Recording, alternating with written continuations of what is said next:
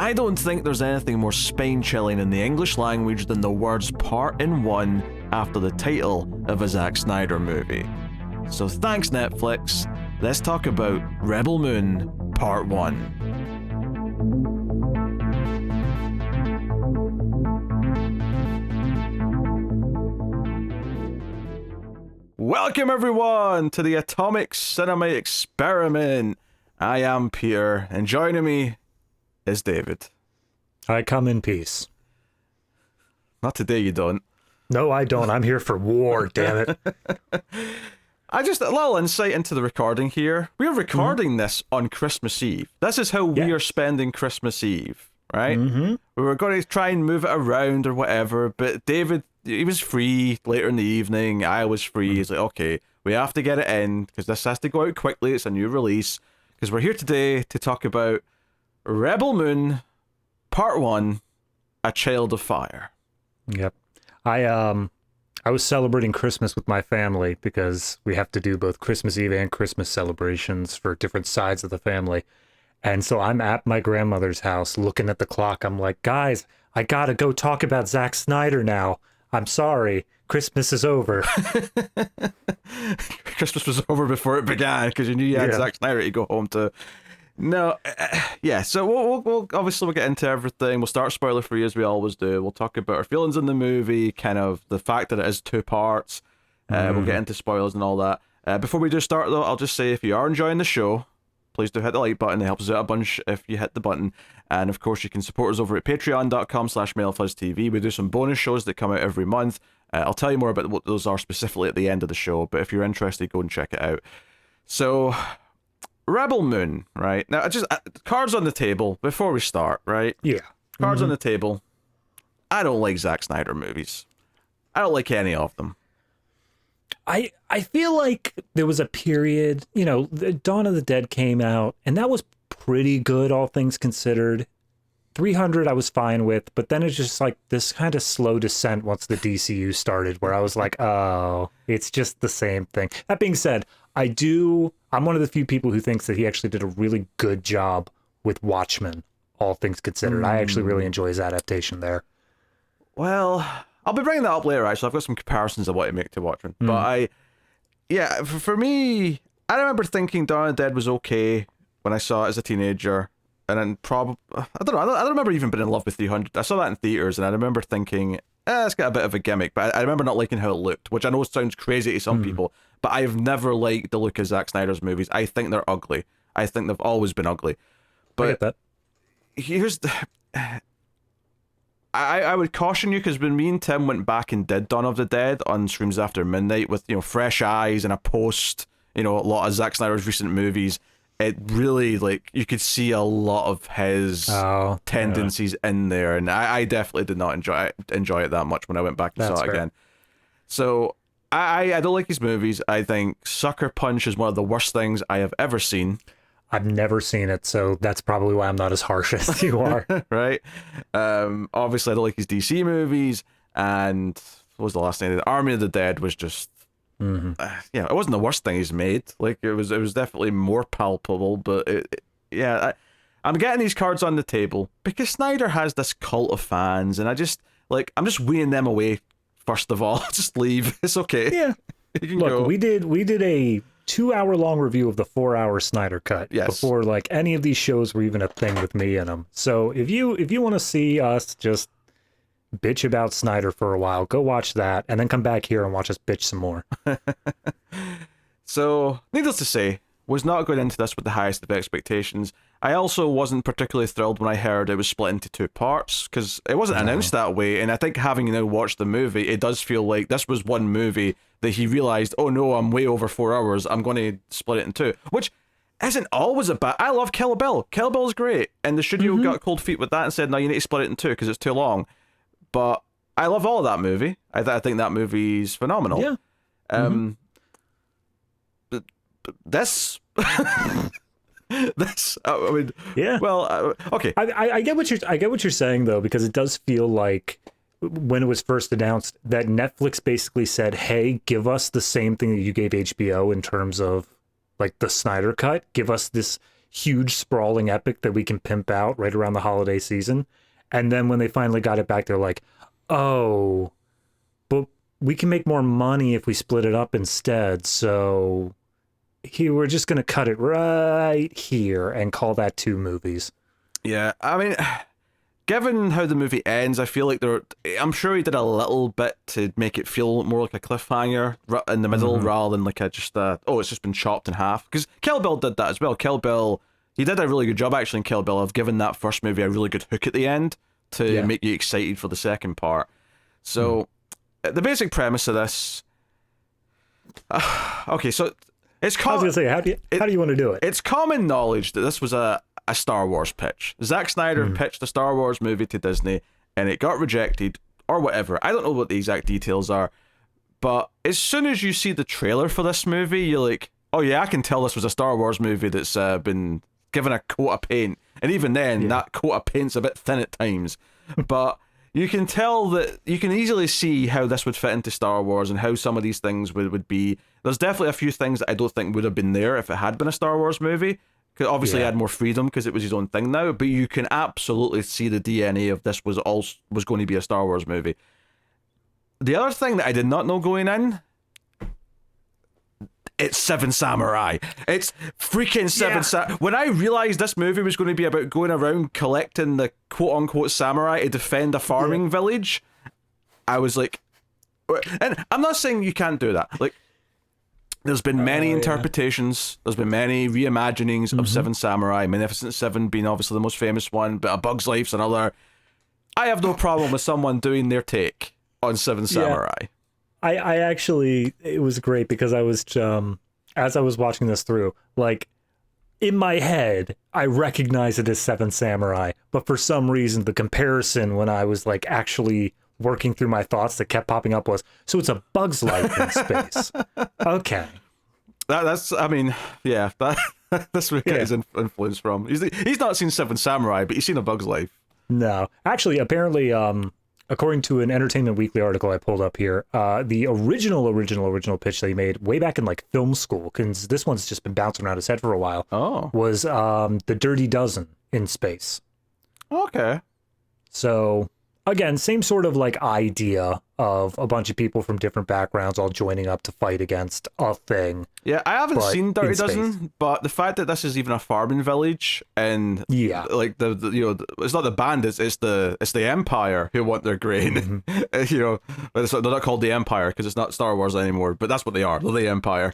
They are literally the Empire. Yes, even the outfits like sort of harken back to, you know, Nazi Germany, which was a choice in Star Wars. They had the suits they were all wearing kind of feel that militaristic kind of thing, you know? And even here, they don't look the same as Star Wars, but you can tell the influence is the same.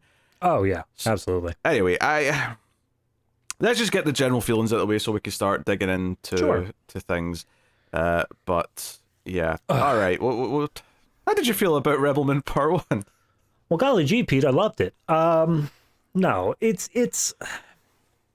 I really want to make clear that these thoughts are based off of the fact that I know there's going to be a part 2, but I don't know what they're going to do with it. So all I can really do is judge this on part 1 alone. Like, if this were, as you say, Kill Bill, if this is a movie that is meant to be watched, both parts squished together, and it gives a much more cohesive narrative, that's great, that's fine. I don't have access to that right now. I can't give my thoughts on that. So all of my thoughts are just going to be what I think of part 1. And the long and short of it is, this doesn't feel like a complete movie. By the time you get to the end, it feels like they just kind of scrambled to have a third act like thing happen. And then it just suddenly ends in a completely like, who cares kind of way. In terms of the rest of it, before you get to the end, how much I think about the plot and whatnot, it's not impressive for me. And I know that that's kind of not fair to the movie, that I have to be impressed with what they're doing, but like everything here I've seen before, and I've seen so many different ways, and so many of them are better than what was done here. So yeah, basically it's just, I feel like Zack Snyder went onto the TV Tropes website, clicked through all the things from Seven Samurai and Star Wars and just threw them into this script, and that's all it was in the end. Yeah, I've got many thoughts to get to. Yeah. Obviously, I hated it. Let me just get out of the way. Yeah. I hated this movie. And it's not because the concepts themselves are bad. Like I say, it's Star Wars and Seven Samurai. What's not to like conceptually, other than just the fact that it might feel derivative, and it does. Like from the first second, this movie feels so derivative. It's just undeniable. because I just recently watched Dune, this movie opens up with like the narration talking about like the princesses and stuff like that, and I'm like, oh god, is he ripping from Dune? What? Yeah, there's not an original bone in the entire thing, which isn't necessarily a bad thing. I mean, hell, we brought up Tarantino. Tarantino's movies are known for him making love letters to all these random movies that he watched in his youth, growing up and loving, Japanese cinema, stuff like that. But he's always like trying to honor them and worship them and sort of like almost encourage a new audience to appreciate what he loves about those movies. There's always like this kind of heart to it. This movie is soulless. It is unbelievably soulless.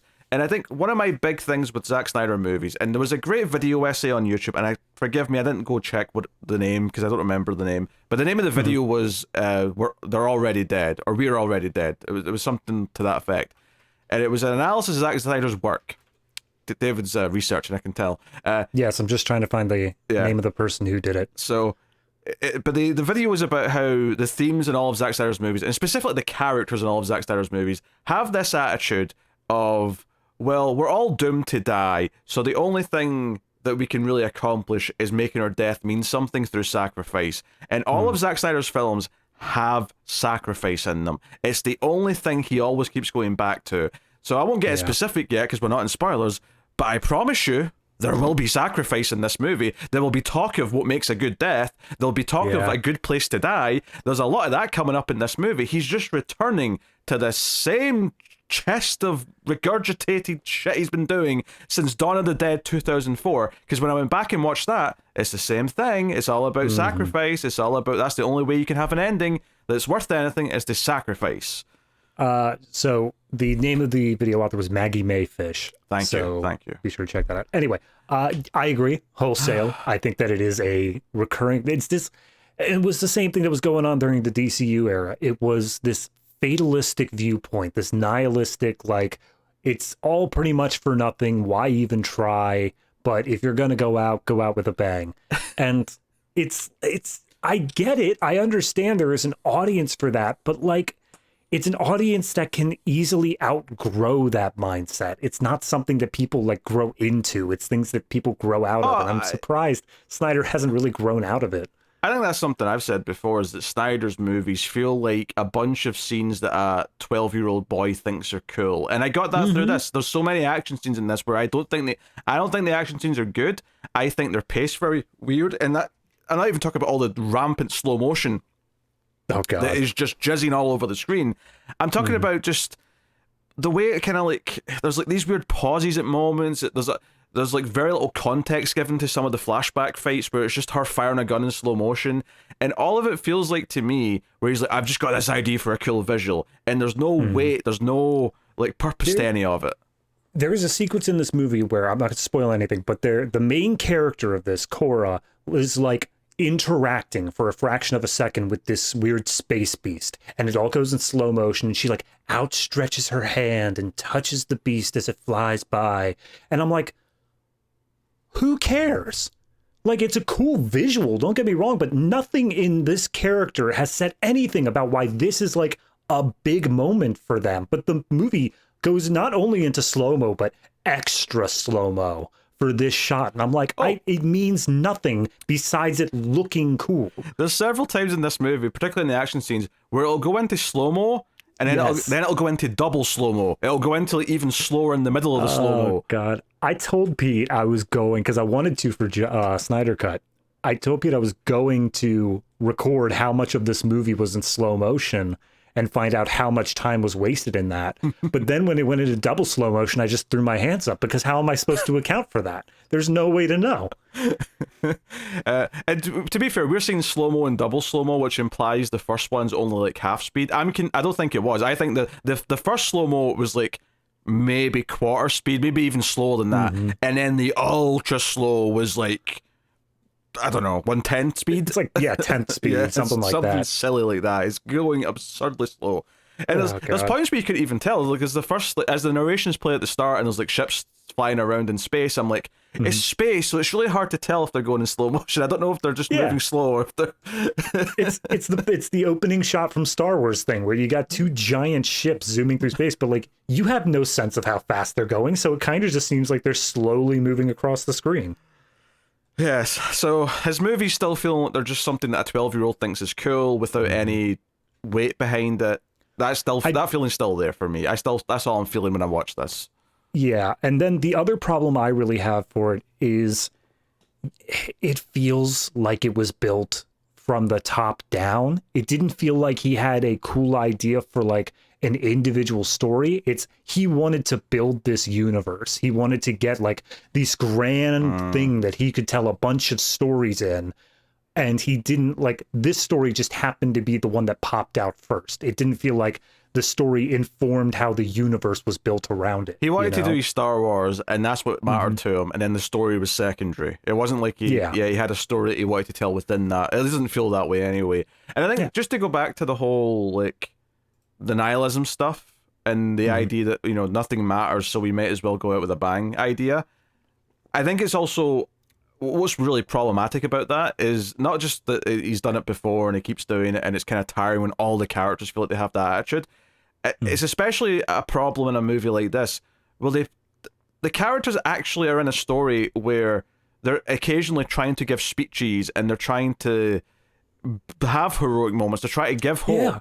And I never felt hope in this movie. And I think one of the things that's missing from this, if you are comparing it to these two main things we're comparing it to, which is Star Wars and Seven Samurai, is that Star Wars knows how to have lighter moments of levity, moments of heart where you get to like grow and care about characters, where you really attach yourselves to them. And Seven Samurai, it has that as well. It has, you know, it maybe, they're not household names like Han, Luke, and Leia are, but we did Seven Samurai, 6-7 months ago, so it's relatively fresh in our heads. And that movie has likable characters who have understandable motivations and backstories, but on top of that, it's clearly telling a story about the society that the movie was talking about at the time, which was this idea of the social divide between the farmers and the samurai, and the idea that divide will always remain. And there was right from the get-go, when it was building up characters and it was building the team, and this part one of this movie is almost entirely the building the team part of the story, right? You don't get the defending the farm. That's going to be part two. So this, it draws it out, but somehow says less for every single character that joins. Seven Samurai we're going to meet everyone in the team in the first hour of that movie, and they all had more depth, more intriguing ideas of like who they are and why they wanted to join, or maybe why they didn't want to join but had to be convinced, whatever it was. This is a sequence of scenes for the bulk of the movie where we go to a planet, we meet a character, they do something cool to Zack Snyder, right? In slow motion probably, and then they just decide to join. And some of them like are very laxed in terms of like how much it takes to get them to join up to the cause. It's very So like I'm fine with an idea of, you know, we're in this world where everyone kind of hates this empire. Everyone hates this like ruling fascist force. I'm okay with it being easy to get people to convince to like fight against them to some extent, especially because she's going around picking up like outcasts and stuff like that. I'm down with that entire thing, but the biggest problem comes from once we get them, we don't learn about them. They do nothing. The only person who gets any development at all is our main girl, Cora. She is the only one. And strangely enough, the primary like villain character, the Admiral, he's the other one who gets like stuff to do. You know, David, see when he showed up, I wasn't sure at first if he was the villain. It wasn't clear to me with the the menacing English accent or the Nazi uniform or the way he was walking around giving orders and pretending to be nice. I couldn't tell right away that he was the villain, so it took a while for that to sink in. I'm being facetious if you can't tell, audience. Here's the thing. I don't want to criticize this movie for anything that like Star Wars also did, sort of thing, where like it's weird to me that they all are wearing straight up Nazi uniforms like the whole way through. It just seems weird that in this alternate universe, Nazi uniforms are the same thing. And also, there's a character at a certain point who wears like a dress shirt and a tie for an extended period of time, and that just felt out of place to me, that this guy's going to his 9 to 5 in space. But regardless, I don't want to blame it for anything that Star Wars doesn't do, but it just, like you said, feels so soulless. It doesn't feel like there was any thought that went into why would this exist in this universe, and more of the audience is going to pick up on the visual cue that these are the bad guys if they look like Nazis. You don't see it at the start of the movie because he's got his hat on, but when you see him without his hat, his haircut's even very like Hitler Youth. Yeah. You know, it's very intentional. Every single one of the villains has like some Roman sounding name, like Belisarius and stuff like that. So it just gives this idea of like imposing Roman emperor sort of thing. Yeah, and this actually goes back to why I was wanting to bring up Watchmen, because I think Watchmen's a perfect example of the point I'm about to make, but it's really true in this movie as well. Is Watchmen, he went to painstaking lengths to almost at times go panel by panel and recreate the comic book, but he did it without actually understanding what the comic book was doing or why it was doing it or what it was saying. So it feels like a soulless adaptation, right? It feels relatively faithful until you get to the end, obviously, but it's soulless. He clearly didn't transition the idea of, okay, the comic was trying to say this, so how do I do that with a different medium? How do I do that with film? No, he just copies the panels and hopes for the best. I think a very similar thing could be said about this movie. He's taking from Star Wars, he's taking from Seven Samurai, and I don't think he understands why those movies worked. And I know that seems like an extreme thing to say, because this is a guy who's been given millions and millions of dollars to make movies multiple times. He's clearly successful to a point, right? Yeah. But I don't think he understands them. I don't think he understands why Star Wars worked. I don't think he understands why Seven Samurai worked. I don't think he gets what made them work. He's taking details from them. He's taking ideas from them without ever understanding what they were saying or doing or how they fit together or what the movies were actually trying to accomplish by using those ideas. He's just thrown them in because this thing looked cool and that moment was cool. So I'm just going to fill all these cool things together and Frankenstein a movie out of it. It feels to me less like he like studied Star Wars or studied Seven Samurai and more just went based off of a memory he had of it. He's like, oh yeah, I remember there being like a bar scene where they meet the lovable rogue. Like, we're going to throw that in. But then they don't establish, okay, what makes him a lovable rogue? Why is he a character who has depth and persona and something that we should care about? Instead, he's like, yeah, no, there was a bar scene. And then they fly away and they go off and do the thing. That's all it is. And he's just a guy from the planet Ireland. That's it. He is. There was a lot of like Irish, Scottish, English accents in this the whole way through. I don't think I noticed any Scottish accents, but I feel like there was one character, but I can't remember who it is now. Yeah. Oh god, maybe it'll spark. There was definitely a couple Irish. Kind of the main villain. I think he was he have an Irish accent? No, he had English. Who was the other Irish? Because obviously the main Irish accent was Charlie Hunnam, who we're talking about now. But there was another one that I'm trying to remember. Oh, it doesn't matter. Anyway. Yeah. So the other thing I want to bring up, and this is a serious thing to bring up, is that he's also increasingly, and he's not had this in all of his movies, obviously the superhero movies weren't going to let him do this, but one of the shortcuts that movies used to use in the 80s to establish a villain was have the threat of sexual assault. And this is something that Snyder has done more throughout his career, and I felt like here, I almost just, like, it happens so abruptly and quickly. There's no build to it. There's just, like, I'll just say it. The stormtroopers, if you want to call them that in this, are a bunch of rapists, right? They just are, right? And that threat's there very quickly. And it just feels like some edgy teenage asshole saying, no, this is the R-rated version of Star Wars where they're all rapists. Like, what is this serving? It's serving very little.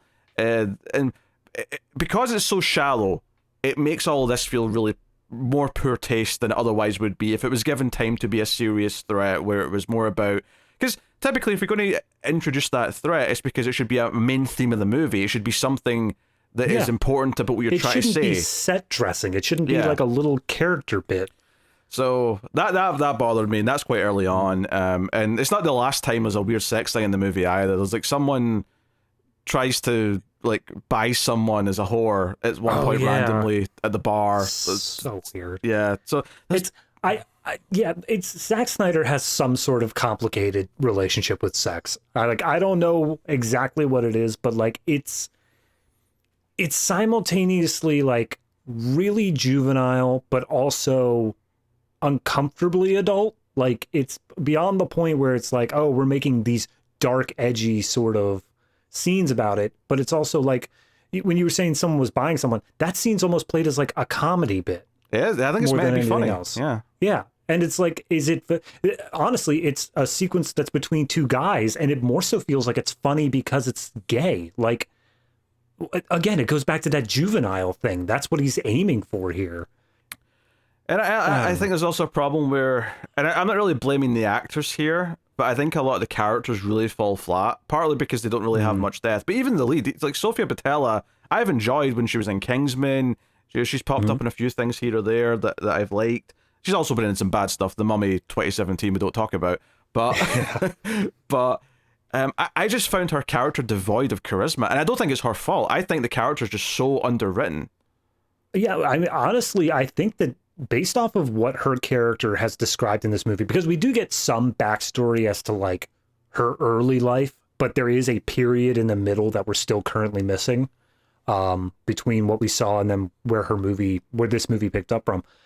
I feel like that's a director thing. I feel like she's been instructed to be like, look, you are tortured by your past and you're very isolated and you don't like to be friends with anybody. So when she plays acting that, she's essentially just going to be a charisma void. She's just going to be a standoffish person. But then that's applied to every single character except for like 2, maybe.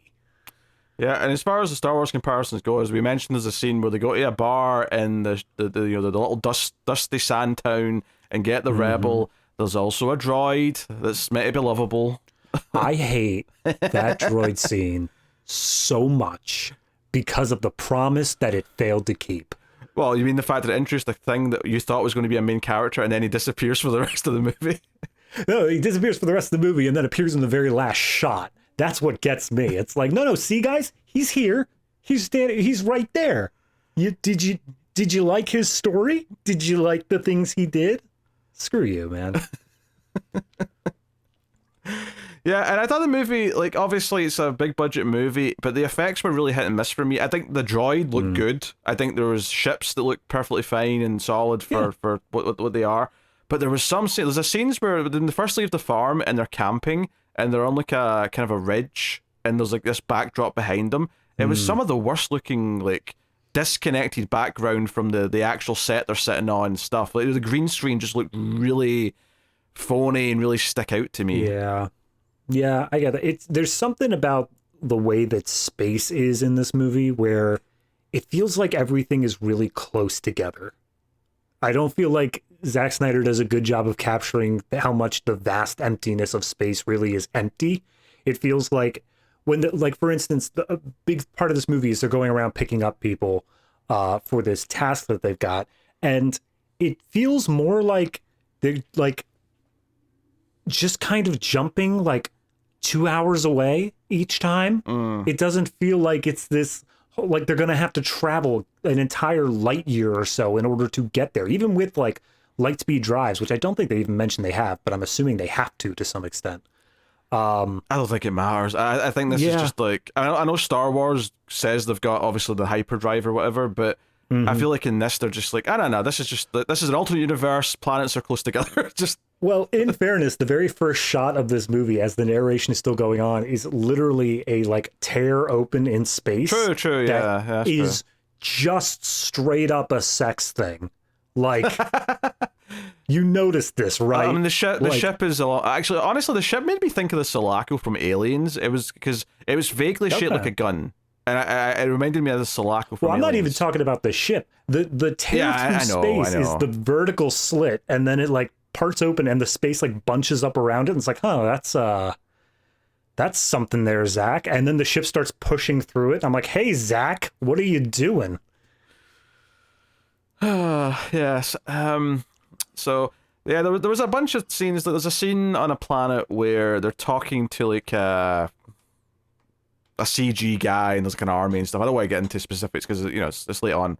Oh, I know who you're talking about. Okay. But that location I thought looked quite bad because it was just this big vast empty space around them. So it just had this natural. Obviously they extended it with CG or whatever, and it just looked kind of fake. And yeah, you know what was great about like the original Star Wars movies, and honestly, all the movies in the Star Wars series have pretty much done this. It's that each movie has like 2 or 3 planets max that they go to, but each of them is very clearly identifiable by like the individual scene.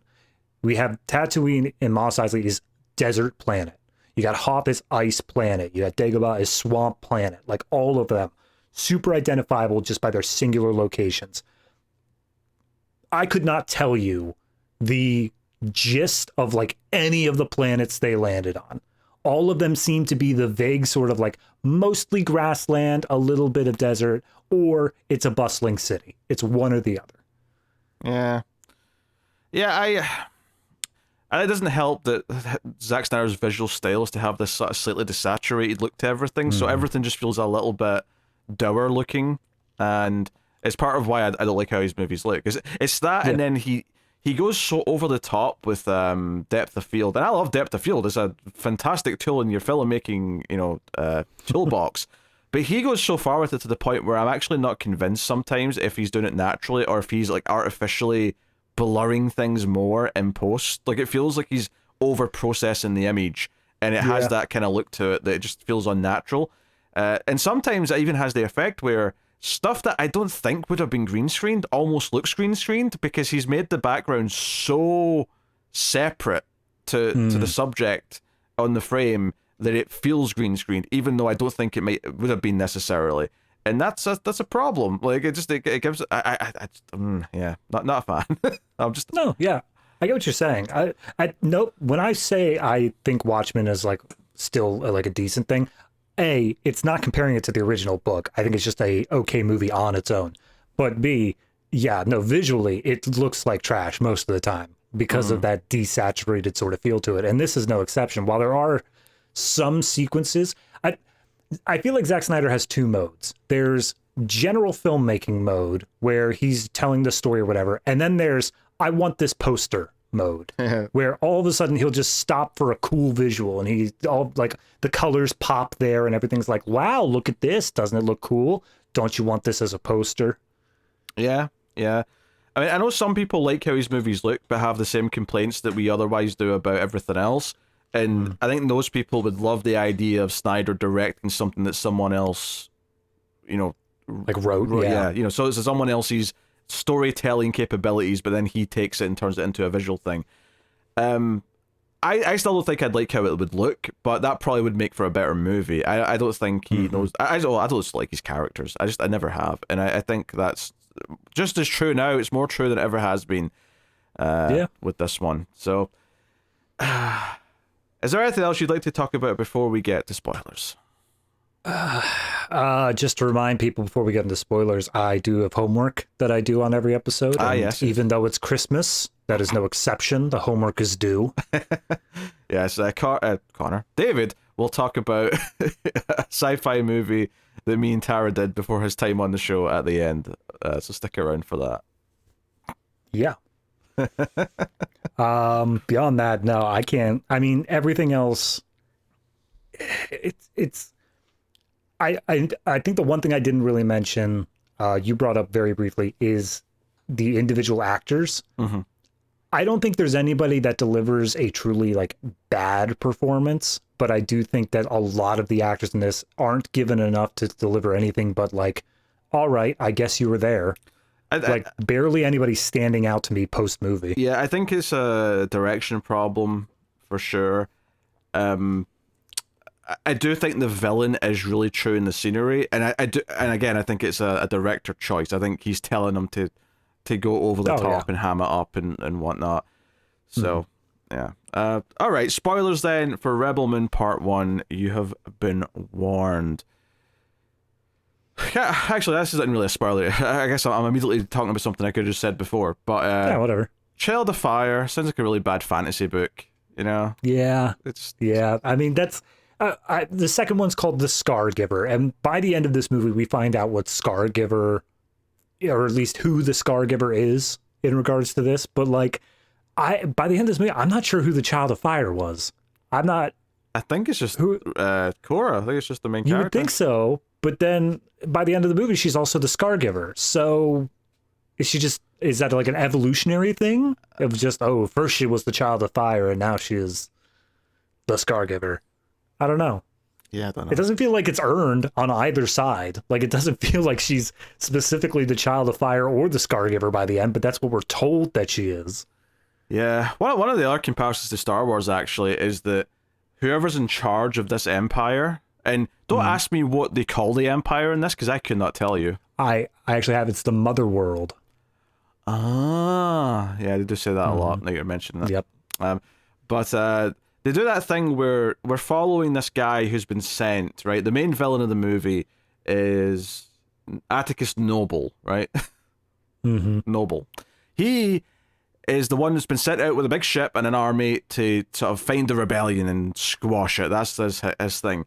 And it does the same sort of thing as Star Wars, where in the first movie you're following Darth Vader. He's not the guy in charge. He's just the sort of he's high ranking, but he's the one that's been sent out to deal with everything, right?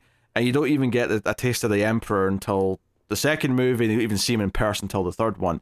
They kind of do the same thing here, where halfway through the movie I realized, wait, who's even in charge of all this thing? Like, they mentioned like someone like took over after the king was killed of this empire, but they didn't really like elaborate too much, and we've not really seen him. We do see him at the end, and I'll be honest, they made him look so much like the king in the flashbacks that I was thinking, wait, is it really the same guy who just faked his death? Yeah. But there's different actors listed here, so I don't think it is. I think it is different characters, but they gave him the exact same type of beard, which did not help me process the information. I mean, the only reason I got it is that the old king before, because there's an old king and then the militaristic people took over. Even though the old king was kind of militaristic himself, which was very confusing, but the old king was played by Cary Elwes. So even with the big beard, I was just like, hey there, that's the Dread Pirate Roberts. I recognize him. Is that Princess Bride? It is a Princess Bride. Okay. I know him from Saw. I know. Yes. But I didn't remember his name in Saw, so I went with Dread Pirate Roberts. Yeah. I don't think he's a very good actor, to be honest. I think everything I see him in, I always feel like he's chewing the scenery a little bit. Yes, but I think that's kind of what we're going for here. Like, he's supposed to be this big charismatic leader. I feel like that's what's needed for that. I'm not expecting a small dramatic role here. I'm expecting a Zack Snyder. But I'm saying he's like that in every role I've seen him in. So that's fair. I've always felt like he gives that kind of performance. But anyway, so we start off on the Velt, yeah, the moon that will become Rebel Moon, I guess.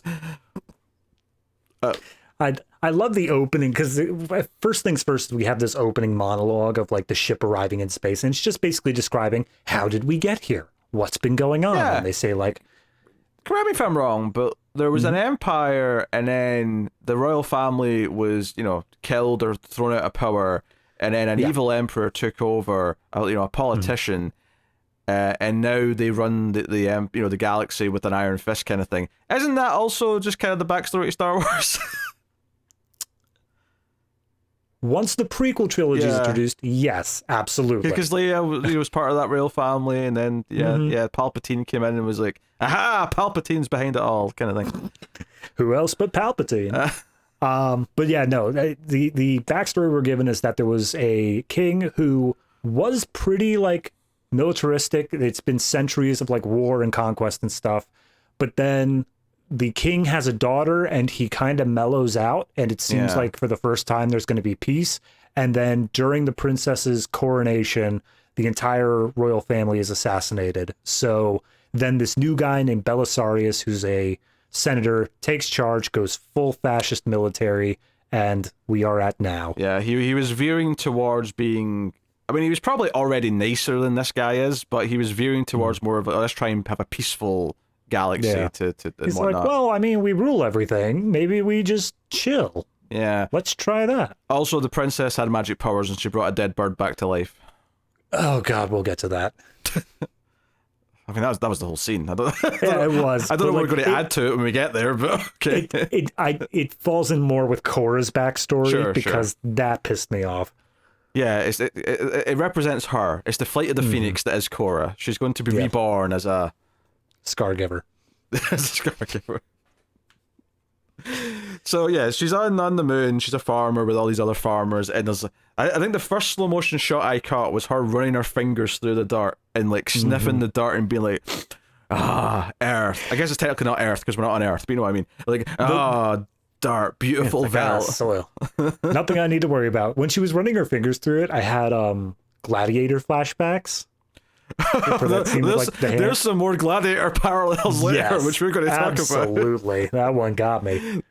But yeah, no, we see Korra, and we're introduced to this like man who is taking her in, and through their dialogue, you get the fact that Korra just like showed up one day, kind of recently.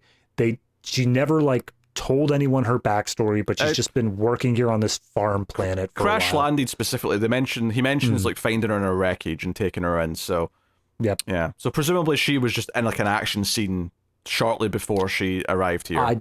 I am positive we will see that in the second part. I am too. I can't wait. Can't wait for that.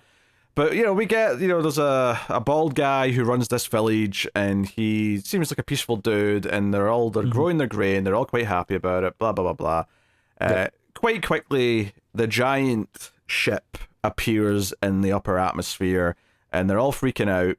Korra especially, because she knows who this is and what it means and what they're like. It's a trailer line. Like, I remember this from the trailer, but they're all looking up at the ship and they come to Korra, and one of them is just like, what do you think they want? And she turns to them and says, everything. And I'm like, wow, that was corny as hell. But then fast forward 5 minutes, they specifically ask the military dude, like, well, I don't understand. What do you want? And he's like, everything. And I'm like, oh, you doubled down on the stupid line. Okay, cool. Yeah, they have a bit of a debate before the bad guys land, and so another main character of interest here is Gunnar, who has a bit of a redemption thing going because he kind of messes up here ultimately in this opening chunk. He's like the bald guy's in charge of like everything in this farming village,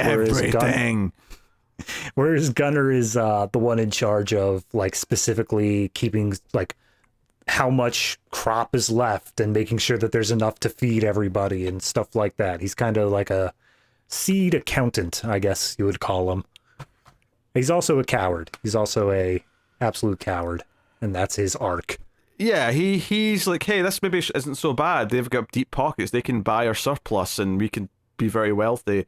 And they point out that he, a year ago, sold to some of the resistance. So if they find that out, they're going to want his head. So but basically, the bald guy, partly from Korra's advice, is like, no, we deny how good this land is, how fertile it is, because they'll just want everything. We'll withhold as much as we can, we'll be nice, and hopefully send them on their way. But obviously, it's a movie. Things have to happen to get everything going.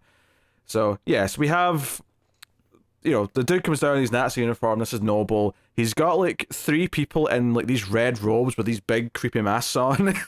Like in hats. Oh my god, I forgot about them. Yeah.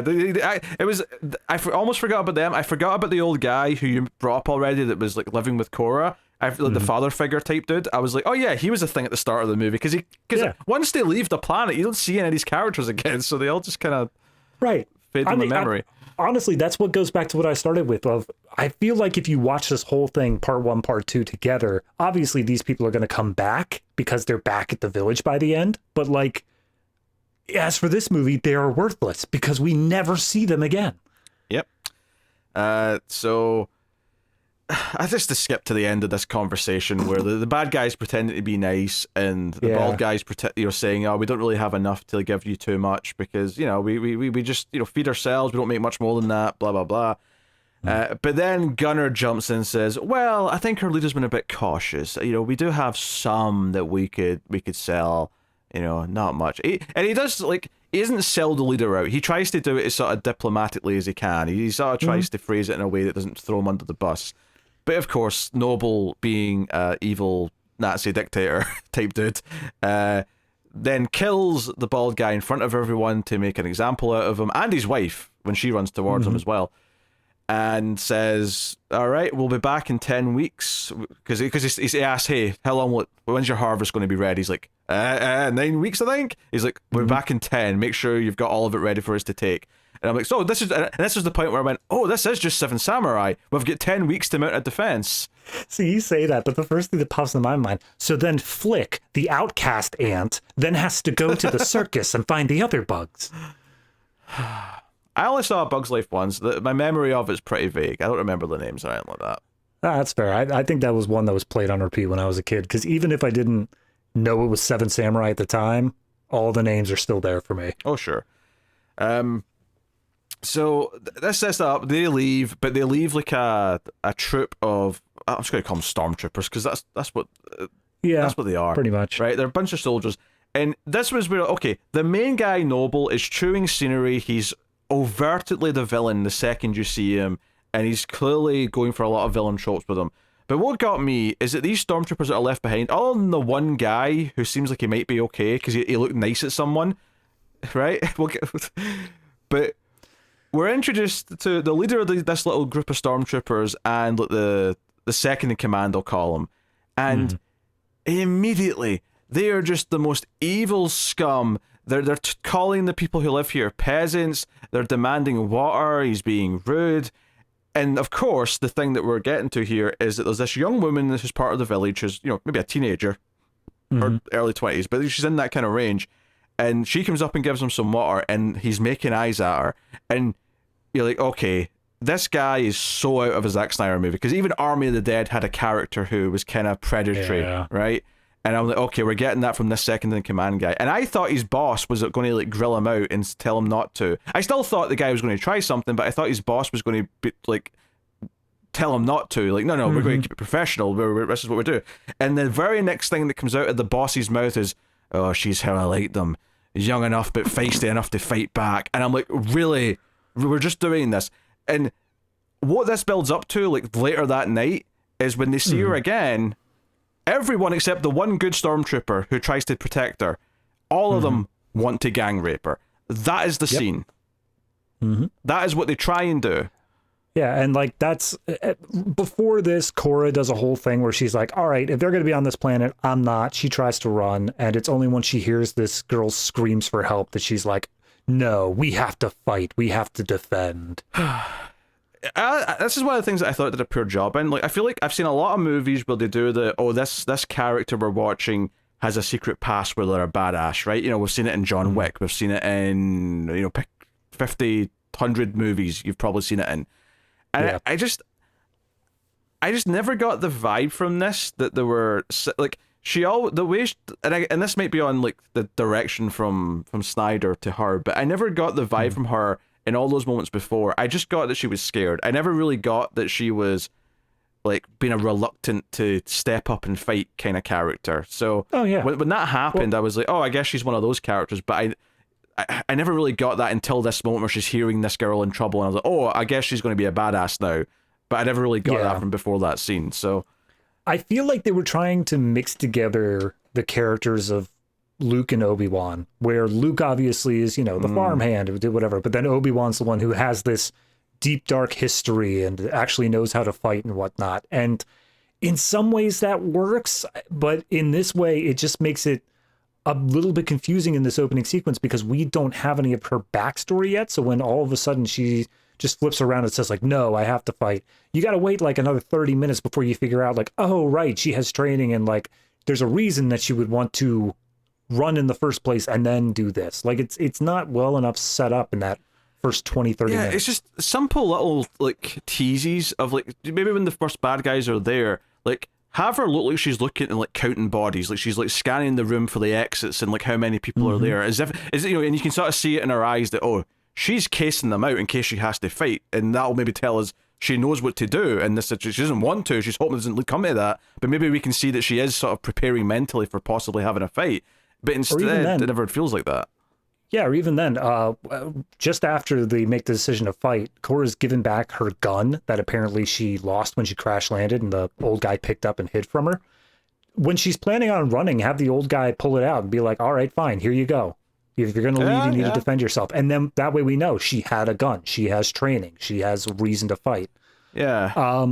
So before we move on too far, because the sexual assault scene happens at this point, but there's two things that I think need some talking about for just how horrible they are treated in this movie. The first off is the private character, the one good stormtrooper who decides to do right. And that is because he is shown to be compassionate towards this robot, who's the other thing we need to talk about. Yeah. We're going to go back and talk about him. Don't worry. I wasn't. Yeah. He's shown to be compassionate to this robot. When they start harassing the girl, he steps up and tells them like whatever. And he's the only one who's talking back against the like second in command guy who's also horrible. So all in all, he's built up to be this character who theoretically could be turned towards like the resistance side. He's someone who is sympathetic towards empathy. And then he's gone. He just disappears from this movie. He's there trying to stop the sexual assault, and then he just disappears entirely. And they never say what he does. To be fair, he does not die, so I am presuming he will still be at the village in part 2. I mean, because the way you're saying it sounds like he dies in the fight. He doesn't. He survives. No. He will still be there in part 2. Right, but like, they specifically make the point of saying like, okay, we killed all the other soldiers during this scene. There's nobody here currently like left to watch us. But then that kid's still there. They never show how do we deal with this remaining kid who might still have an allegiance towards his superior officers. Well, none of that. That's your mistake though. Like this movie isn't entertaining that question, because as far as the movie's concerned, as soon as he stuck up for her, he's on the side of the farmers, and the farmers seemingly aren't going to even doubt that. I mean, you're right, but that just seems like such a simplistic moral flip that, like... I'm not defending it, but I'm saying that's how the movie just sort of portrays it. Like, at the end of this fight, when he's standing tall with Cora and the others who were on the good side, it's just like, oh no, he's just with them now, and that's it. There's no more depth to it, there's no more... Then that means I would want him to be on, like, the recon team. I would want him with Cora for the rest of this movie if he wants to stand up against the Empire like that, the Mother World. But he's not. He's just gone. I mean, maybe if you had this, I know that I'm suggesting having a longer runtime here, but maybe if you had like a subplot where you're cutting back to the village and he's like trying to help them like prepare, maybe he's getting to know the girl that he was protecting, you know, something where he's getting to know them, and or, you know, something, I don't know. Yeah. Anyway, I don't want to spend any more time because the movie doesn't anyway. So the other thing is the robot.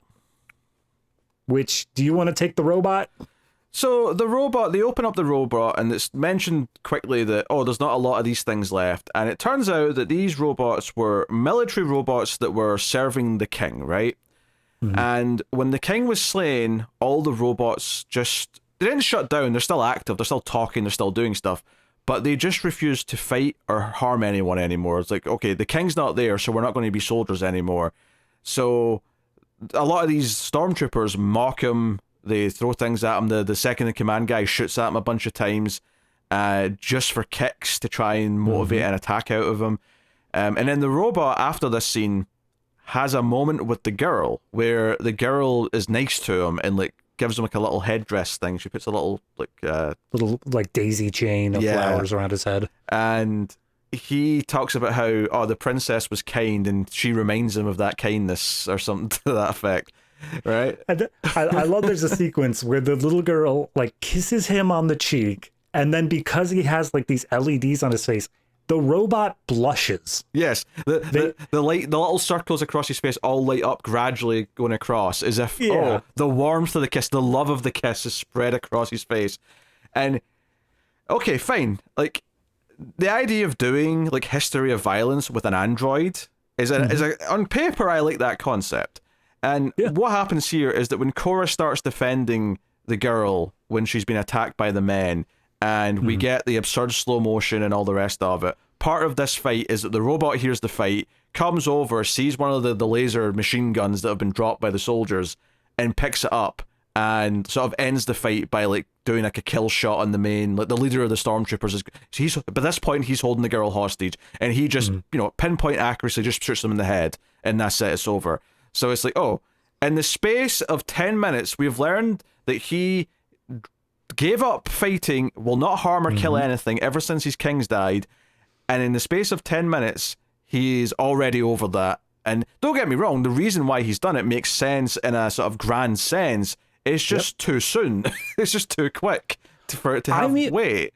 I'm even okay with it happening here, but the problem being is that it doesn't do anything with it here. Like I said, this is he drops the gun. For some reason, he looks like he's like ashamed that he did that, and he runs off. And we don't see him again for another hour and 30 minutes. And he's just, nothing is done with his story. And that's what made me think that this is a thing where Snyder designed this universe from the top down. And he's like, oh, okay, what if we had a thing of robots who used to be like killbots, but now they don't kill anymore, but then one of them kills again. And he's got like a story that he's planning 4 movies down where he's going to explore that. But it's not this one. It's not the first story he wants to tell. But because he's built this universe first, it has to be set up. It has to be here now so that we're waiting for it later. I don't want to defend anything, but I will say I expect it. I will criticize him happily, if not, but I expect the robot to have some kind of follow-up in part 2. Well, I would hope so. I'm not going to say a payoff because I don't trust Snyder to actually pay things off, but I do expect that he's at least set him up here for a reason that's relevant to this story. And make no mistake, this story is like this and the next movie. This was clearly one story split in half. So we can... Yeah, so there's also, I wonder how long the second part is, and I wonder if, because I mean, Snyder, as soon as he saw the Rotten Tomato score, Snyder started saying, oh, the director's cut's going to be so different, and it's almost like a different universe. And I'm like, well, I'm not watching the director's cut. You're getting the original cuts out of me, and that's it. That's all we're doing on the show. That's all that's happening. So that's fair. Anyway, so this scene, it all felt like the edgy Star Wars, where we have to have them be these horrible, edgy villains who are doing the most despicable thing possible as a shortcut to get to the fact that they're villains and just represent the world as being so dour. We can't have any moments of happiness or any moments of like feeling of success that they've saved the day. And it's like, okay, we have to worry about the retaliation and the bad guys coming back, but maybe we should celebrate a bit of a victory here. But we can't do that. Everything has to be so dour and whatnot. Yeah. The action scene itself, this was one of the first, obviously this is the first action scene in the movie, it really, and this was even before the slow motion kicked in, there was this weird like pacing to the choreography where it felt like every time like Korra did a spin or something, she did these little pauses before she would try and fire the laser gun, and I didn't understand why, and it felt really weird. Yeah, I get what you're saying. I know exactly what you mean. There's this... It feels more like a dance, not in the sense of like, oh, one person moves and the other person responds. It's more of like the best way I could describe it is like a line dance where like everyone's just like, we know the beats and we're more just waiting for the next beat to do the next move rather than letting the moves flow freely into each other.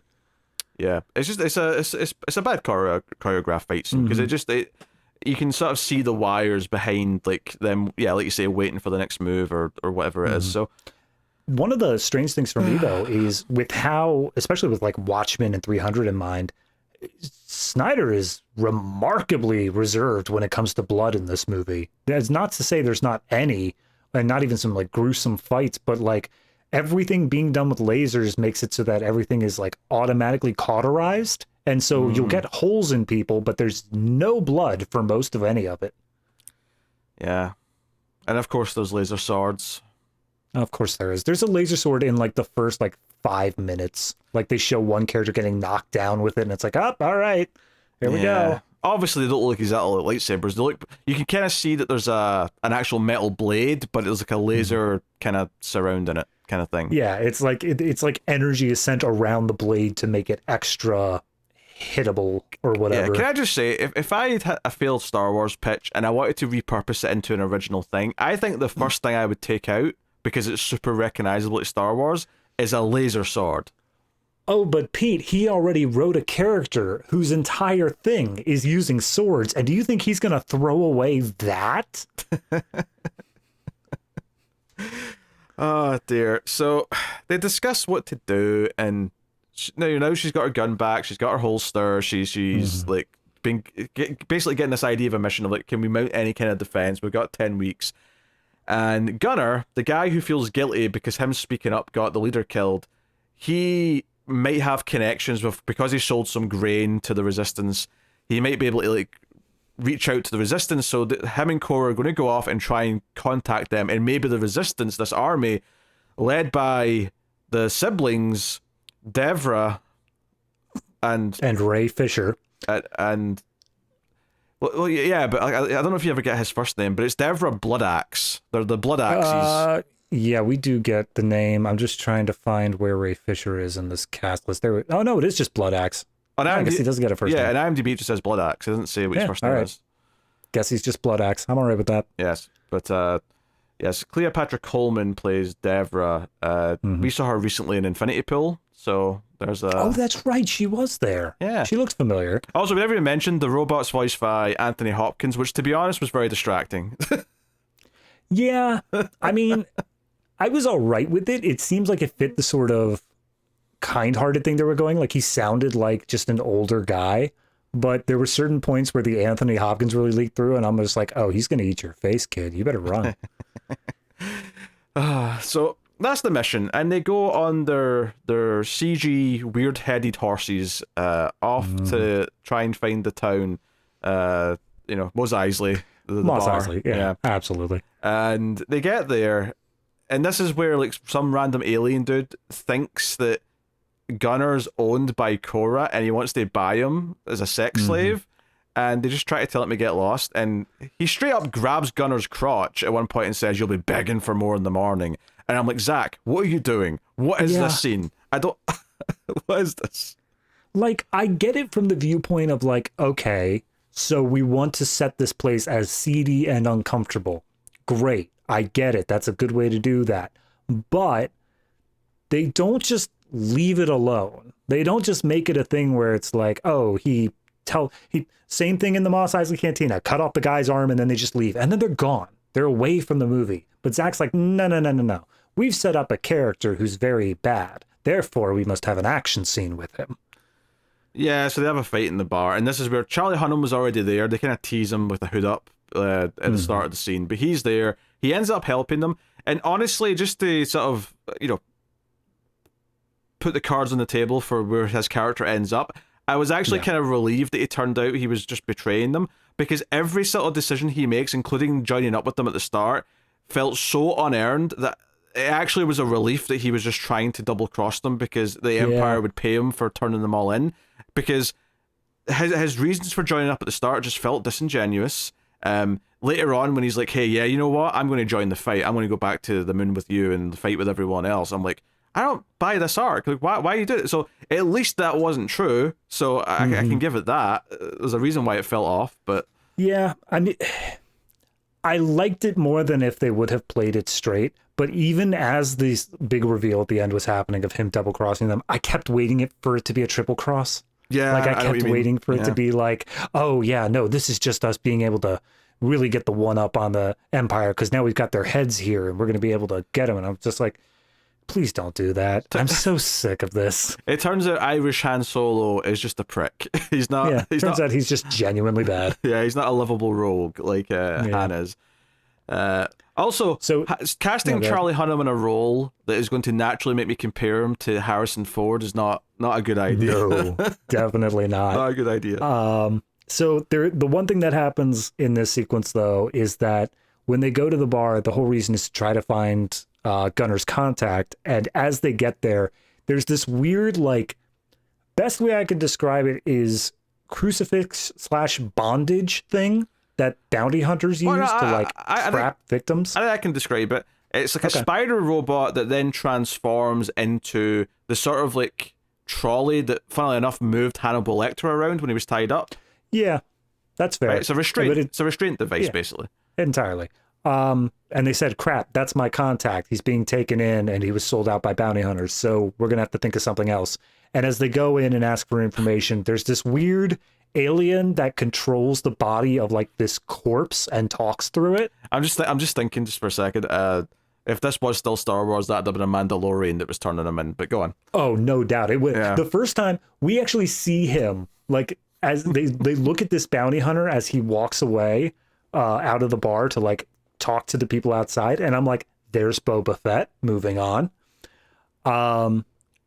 So no, they get some information basically that the Blood Axe cult, or not cult, clan that they're looking for is on this specific planet where it's ruled by this independent king. And so they're like, okay, so we'll go to that planet and all we need is a ship to get out of here. And that's where Irish Han Solo jumps up and says, I have a ship.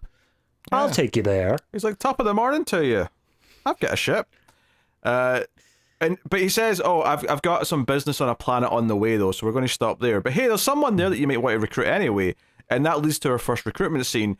And then after they get their first person, we'll talk about all these scenes, obviously, but he says, oh, you know what? I've got a few more in mind that we can pick up along the way. And that's like half the movie is them just going to these different planets and like recruiting different samurai, basically. Yep.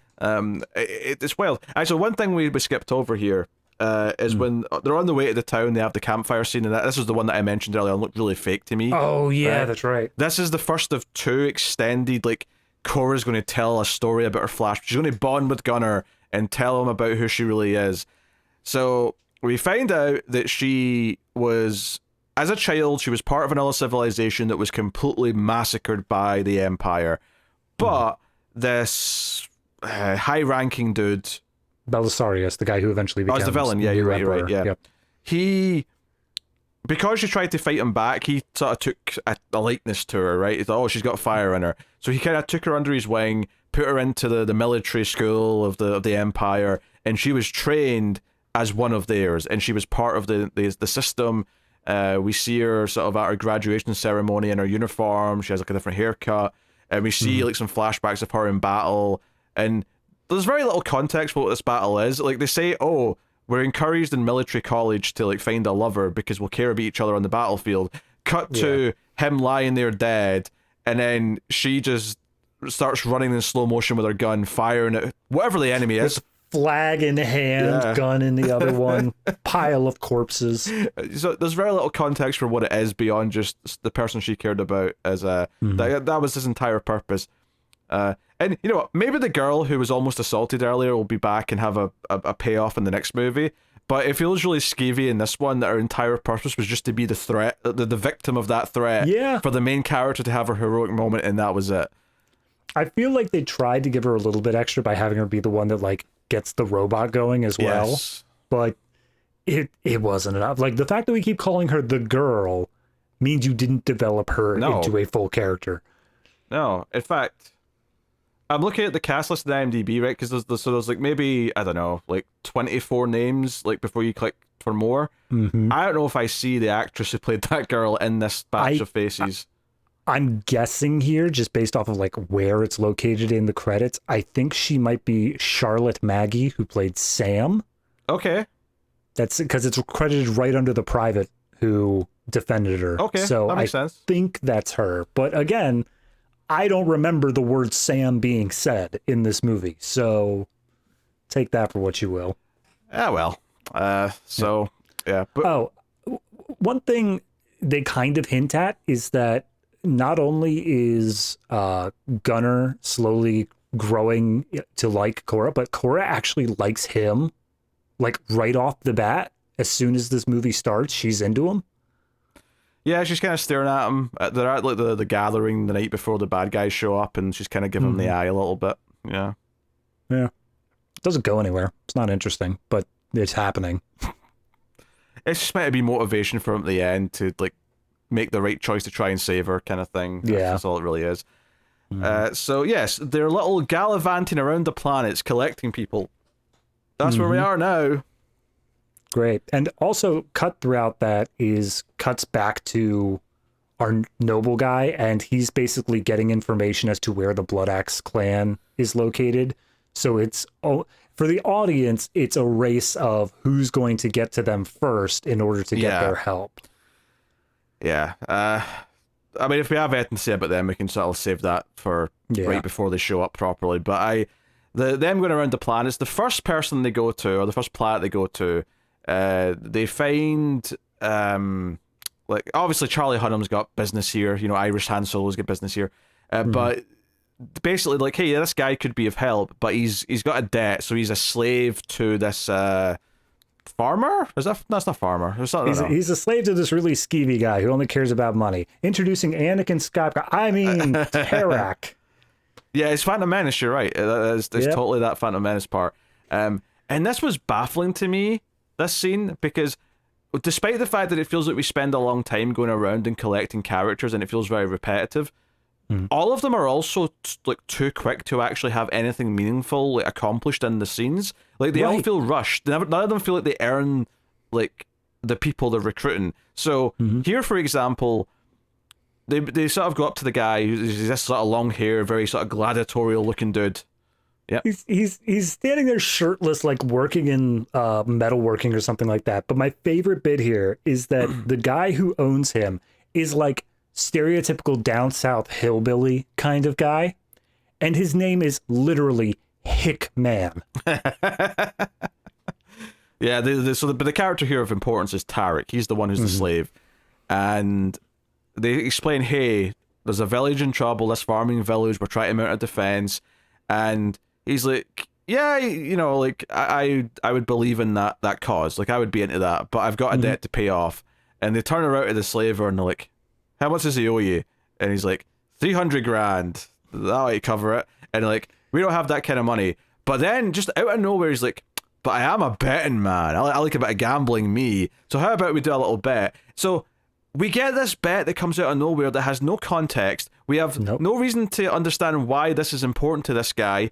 But he's got like a big crow, that, you know, one that's big enough to ride. It's like a big crow mount. It's the hippogriff from Prisoner of Azkaban, Harry Potter and the Prisoner of Azkaban. Sure. It's literally what it is. It's a big bird, right? Yeah. I wanted to call it the big pigeon because that sounded funny, but it's definitely more crow-like than it is pigeon-like. But yeah, it's still, the big pigeon sounds funny. And he's like, yeah, this wild beast can't be tamed. You know, kind of like a horse that won't let anyone ride it. It's like, yeah, but if our man here, if Tarak can ride it, then you know what? He's free to go. If he can tame it, he can be gone. However, if he fails, then I get all of you as slaves. And Korra goes up to this guy, she barely knows, says, can you ride that thing? And he's like, yeah, I can ride that thing. And they just let it happen. And I'm like, this is just so out of nowhere. There's no context here for like why this guy is so willing to just gamble his person away like this. There's just nothing. There's nothing to it. And so we get this big sequence and this is one of probably the worst sequence in the movie for as far as visuals go, because it's a lot of like him awkwardly, you know, on green screen flying around. This is of course after he has his little like sort of, you know, hand on the side of the head, like, listen to me, girl. Like, I know you're captured just like me, but we like get your inner peace. I don't even remember what he said, but it was a bunch of nonsense. The Hickman's like stagehands or whatever are holding him down, and then he steps up and he's just like, no, this beast is just afraid, let it go, I will control it. And then he starts like nature talking to it. He's like, we're both from other worlds and we both are hurt, let me heal your wounds or whatnot. And he ends up getting onto its back, but it isn't tamed, so it starts flying around erratically and like ramming him into canyon walls as he's trying to fly it. At one point he gets thrown off, and then he sort of has to run off to a ledge and jump onto his back. Slow motion run into even slower motion, like in the air, and then he gets back on it, and then for some reason, that's enough to convince the beast, oh, he's cool, I'm gonna let him ride me back. Yes. And then go ahead. Yeah, but then, of course, like the beast like doesn't like the owner when he tries to ride him, and Tarak looks back as he's leaving for the ship going, good girl. Like, yeah, and the guy is clearly impaled with this thing's talons. So yeah, it feels all so quick and easy. Like they just like, I thought the interesting part of convincing people to come join this fight would be, okay, who are these characters? What do they care about? And how are they going to convince them, right? Are they honorable? Are they skeevy? Whatever. And here it's just like, it's all just down to, oh, it's just a bet. It's just like, he has to go do something that looks cool. And again, cool as far as Zack Snyder's concerned anyway. We got to have cool, and then we have to have Snyder cool TM. Yes.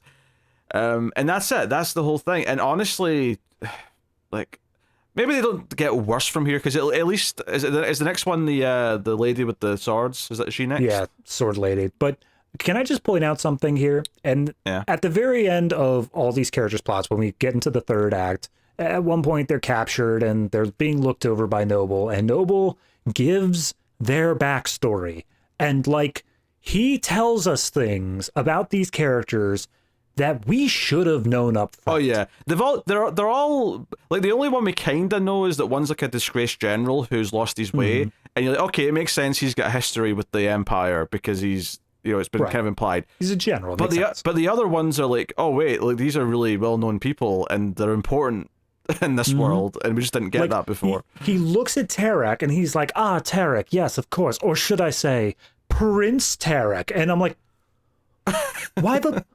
That should have been brought up before this, man. Even if it's just like a conversation while they're in the ship flying to get to like Sword Lady, she should have said like, oh, by the way, I was a prince on my homeworld. And it's like, oh, okay. I think the other problem with that is that it's too similar to the main character. Like, she was part of the system, and now she's like on this like little backwoods planet. Like, it feels too similar. Like, I get that you're trying to build this connection that they're all kind of like lost wanderers who have like need a purpose kind of thing. That's fine. But this one just feels a bit too specific when you compare it to her. Once you know he's a prince. Before that, I didn't have enough to go on to compare him to her, because they do nothing. The moment he gets onto the ship, and this is true for all three people that were going to go around and get here. Sorry, more depending on if you count the blood axis. But for everyone, that as soon as they step on that ship, their characterization is done. You will learn nothing more about them. They'll even talk to them again, I don't think, once they're on the ship. That's just that they're there. And there's one sequence where they talk to each other, like in the final scene, and I'm like, oh, right. They're human beings who can discuss things and not just luggage. I'm sorry, Zack Snyder, you made me forget that. Yeah, and I think, if anything, this was the best one, in the sense that at least they set up that he would come with them if they accomplish this thing. The couple that come after this, especially this, so Nemesis is the sword lady, right? She's the cool, badass Asian chick who's got the two laser swords. She's called Nemesis, and they go to this planet where she is currently, and it's this sort of more cyberpunky planet with lots of flying ships and like sort of big metropolis kind of still city. And she's going to deal with a hostage situation, because this is a mining planet, and the natural life here are these giant spider ladies. And this giant spider lady, I think played by Jenna Malone. It looked like Jenna Malone. It was hard to tell because it was CG face, but I think it was her. Maybe. I'll see if I can find her. Continue, though. I mean, I can see her in the cast list, but I don't know what the thing's name was. It says Harmada, but was that her? That sounds right. Yeah. So this spider lady's kidnapped a child because she's mad that, you know, all the humans and other species have invaded the planet to mine it. You've been destroying our tunnels, our natural resources, blah, blah.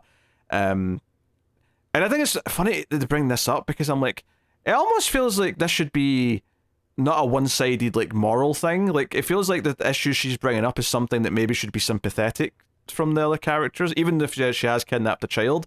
But they never, like, the movie never tries to do anything with it to say, oh yeah, what's happened here has been cruel. This is a planet that's been taken from, you know, it's been industrialized. Look, and it's been, you know, if Spider Lady weren't Spider Lady and Spider Lady were just normal lady, then yes, we could have this intricate little conversation about who's like right or wrong here. But Spider Lady's a Spider Lady, which means she's evil, because spiders are evil.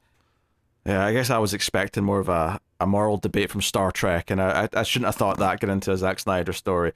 But man, I would love to see like the Spider Lady gets slashed in half by Nemesis here, and then Picard and group show up and be like, we heard there was a situation. Oh, okay, never mind.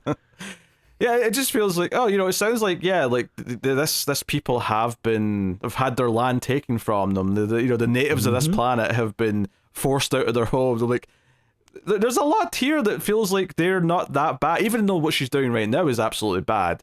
But it's just sold as a very simple, no, she's got a child hostage, Nemesis is going to go and save the kid. And she does. We get this big action sequence where she's jumping around with her 2 laser swords, and she eventually, kills her. You know what it reminds me of? It reminds me of like whenever there's like rioting or something like that for over some whatever injustice it may be at the time, and then like people start looting during the riots.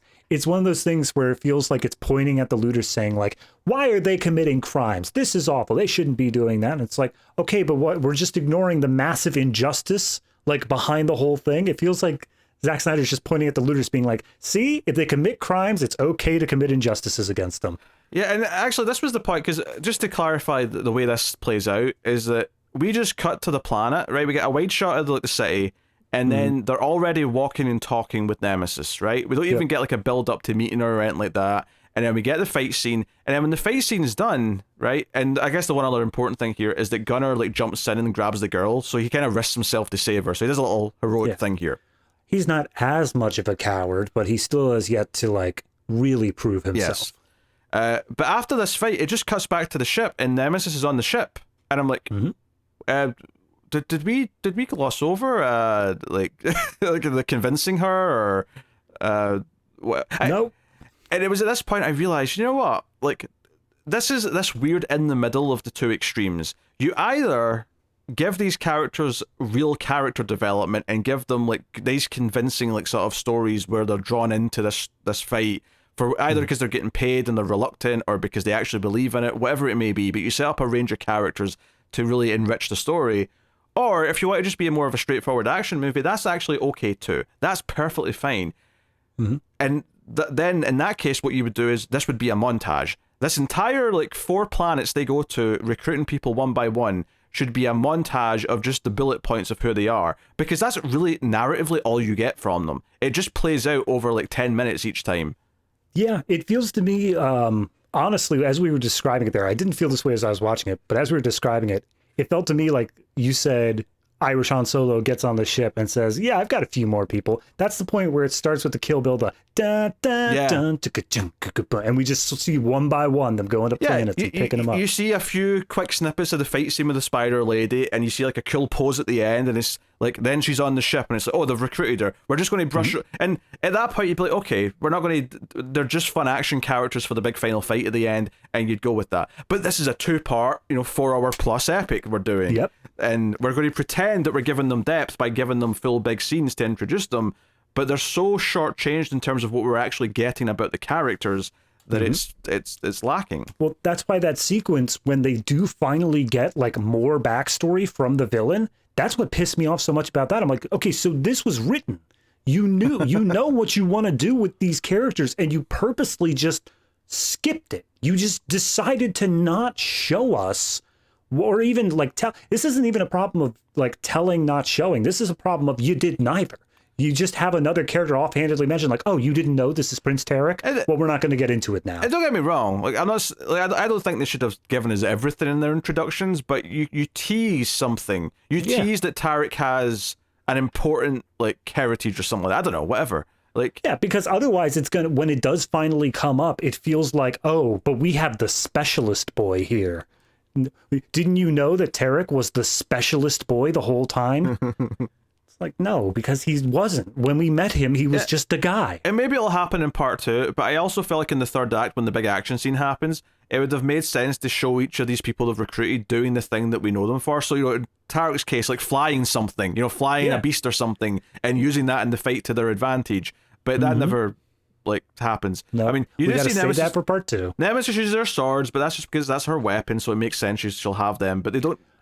Can we, if we're going to talk about the fact that nobody does anything, can we please talk about the third person they pick up, General Titus? Well, this is the one they didn't even give a cool action scene to, right? Yeah. So Tarek got the whole flying the big pigeon, right?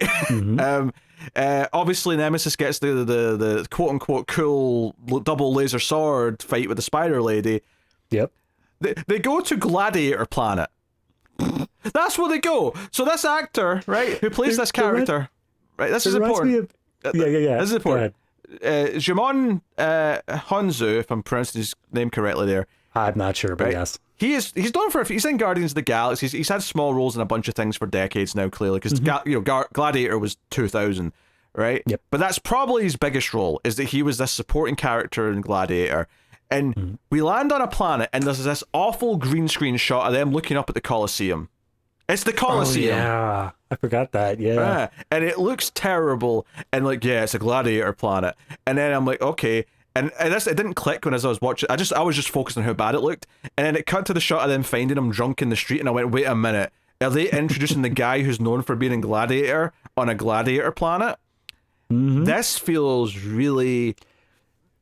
I don't know what... I don't even know what it feels like. It just feels stupid. It felt to me, especially because we show them like zooming around to planets and such like that. I don't even know if this registers in your memory because I think you might have tried to block it out. You remember in the new Space Jam movie when they went to like all the different planets in the WB verse? And it's like, Okay. Here's the Matrix planet. Here's the planet where we have Casablanca. This just like, again, it felt like Gladiator planet. It felt like, oh, hey, we want to pick up a character from Gladiator. Here you go.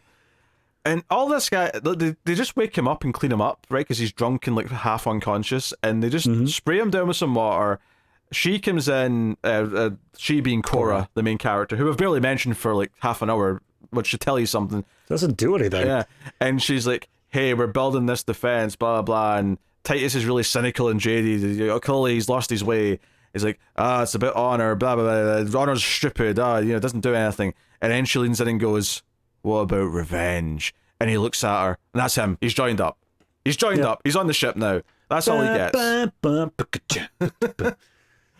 A montage would have served you really well. Either actually give them interesting scenes that introduce them and make me want to root for them and make me interested in their stories, or just do the montage. If all they are they're two-dimensional action character tropes, if that's all they are, just do a montage. Yeah, you literally, if you wanted to have these cool moments for each of the characters, you even could have done it in the montage. Like, have them step up and say, like, hey, we need your help. And then, like, we just see her really quickly take care of the spider beast, showing how great she is. It's like, okay, cool, she's in. And Tarek, same thing. Like, oh, I'll let him go if he's able to tame that beast. And he just walks up and immediately takes care of it. Super awesome. He's good at what he does. Is doing something that should have been a montage over like 40 minutes of screen time, is this the ultimate Zack Snyder slow motion, like reaching the new ascendancy? I should have been clocking this the whole time through. This is all something that could have been faster. Yeah. I mean, I think you're right. If you make this a montage and then like make all the slow motion regular speed, this movie would be like 45 minutes maybe. Oh, yeah. No, this is like, we can't overstate how much of the movie is just them going around, talking to these people and getting them out. Like, it sounds like nothing's happening, but it just keeps going. Yeah, because we're probably like an hour and 20 in by the time you get to this guy. Maybe not quite that, because we still got to the blood axes, but at this point is where I was like, oh, God, like, we're not even going to get back to the village in this part. I will say I'm very happy with the fact that by the time we get done, it's not 7. Like, I thought we were going to go actually with 7 samurai, but it's like 5, and I am so much better off for that. Yeah. 5 including... Was it maybe 6 including Cora and Gunner? Oh, how many is there? Cora, Gunner, the 3 we just talked about, and then if you technically wanted to count Irish Han Solo as one of them during this period. He turns his back on them. But there is there's another one though, because there's the final of the Blood Axe gang who sticks with them. Yeah, I say gang, so not a gang, 6, but it's 6 by the time that the fight will probably start. Yeah, maybe. And then the robot. Yeah, the robot's going to join in. Yeah, there you go. There's our 7 samurai. Or the good stormtrooper. Maybe he's 7. Nope, he's gonna die now. Yeah. So at this point, like, okay, they know what planet they're going to talk to the Blood Axes, but the villains have also sort of discovered that by torturing the guy from earlier on that was captured by the bounty hunters. They get the guy from the bounty hunters, and he's still bound up in this, and he's just like, oh, I'll tell you whatever you need to know, just let me go. And let me be free are the exact words. And once he gives up the information, they show that in the back of this chair that's binding him down is like a gun slot where you're able to put essentially a powered screwdriver into it and separate the vertebra, killing them instantly. And so he does that because he's just so evil. And then honestly from there, they keep on cutting back to the villains of people like showing up saying like, sir, we have some more information on the Blood Axes. And it's like, okay, but we already know their planet, so we're just going to go there. And they do that like 3 times until finally we catch up to now. Yeah. So we get to the planet where the Blood Axes are hiding. So it's not their planet. This is like another, race that are hiding them, right, from the Empire. It's like an independent planet ruled by this kind king. Yes, who's got like a CG face because he's got like squiggly bits and he's like very alien and it's whatever. Like Davy Jones, but not nearly as impressive. So the Blood Axes show up, including the 2 siblings, and Cora makes her case about why they need them, and she's like, look, this is a lost cause. Fighting that, the Star Destroyer, basically, is not going to go very well. But the brother sort of goes up and sort of gets what their cause is, and he's like, what's the point of being a rebellion if we're not going to help the people that we're trying to make a better future for? I'm going to go with them. And then he asks for volunteers because they've got like a reasonable group of people with them. Yeah, I'd say they got a good at least like 4 dozen people minimum. Yeah. So about a dozen say volunteer to go with them and back up this fight. And I'm like, okay, these are just red shirts effectively, but that's fine. No. But they specifically separate out one of them and say like, hey, me and you have a long history, Mr. Ray Fisher. Yeah, she's the first one. Milius is the woman who comes out first, and he's like, oh yeah, it makes sense, you're first. I'm not surprised. And she's the only one that's going to be alive at the end of the movie. I thought at least some of the red shirts would survive until the village fight, and they die in that. I wasn't expecting them all to be dead by the end of this movie, but no. It's 7 samurai. Only the samurai show up. Well, yeah, but they pull a swerve here because you think the brother is going to be the one who's the samurai, and it's actually Blood Axe himself. True. But instead, it's this woman Milius who's the only survivor of their group. Well, also, just to clarify, when I say the only survivor of their group, I mean only the small group that go with our samurai group, not the sister and the rest of the army are still out there somewhere doing whatever. Yeah, you get the feeling that either they're going to show up at like their darkest moment in part 2, or they're saving them for some other spin-off they're doing. Again, so I think you're being like, I get why you're being cynical, but I think you're being ultra cynical and not just assuming it's something in part 2. At this point, I think it's like, as much as I hate Zack Snyder's movies, I think it's being too cynical to assume that these things are set up for spin-offs. I think right now we know this movie's split in half. These are things that are, if we get to the end of part 2 and they've not paid off these things, by all means rip into the blatant stuff. But I don't think it's valid yet. I fully get that. My reason for feeling it to be valid, and again, this is just however it'll be is how it'll be. But when I was reading through this Entertainment Weekly article where he talks a lot about like the universe and stuff, the big thing that keeps coming back is him saying like, we're at the epicenter of a new universe. This is a whole new thing that we need to maintain like canon in order to make this all consistent. And it just sounds like he already has all of these plans for what he wants to do with it as soon as he's done with this story. Well, I hope they don't do well enough to get a part 3. That's all I'm going to say. Same, but I'm just saying that's how it felt like it was built, and even how this story is structured is that he's laying these seeds for things that he can pick up elsewhere. Look, I'm not expecting part 2 to be good. I think I'm going to hate the shit out of it. But the things that are being set up here that are left dangling, I have to give the benefit of the doubt that they are things for part 2. That's fair. Right? That's fair. Until part 2 is done, I think that's only fair to do. And that's why I'm putting that as an option. I'm not saying that he can't do that, but I'm also throwing out the option that it might not. Well, we're going to know in 3 months. I just, it's not. Absolutely.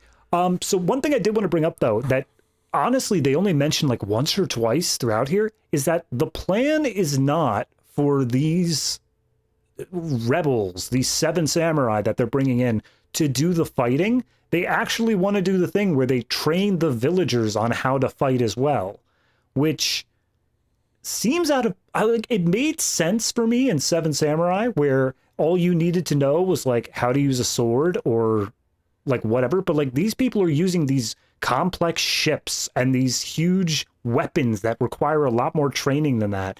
It just seems a bit less or a bit more of an ask than it was in 7 Samurai to train basic people of the earth, villagers, than it was there. Yeah. After this is the scene where Charlie Hunnam, Irish Han Solo, comes up and says, hey, by the way, I think I might actually give up this life of being a scoundrel and join you and be your 7th.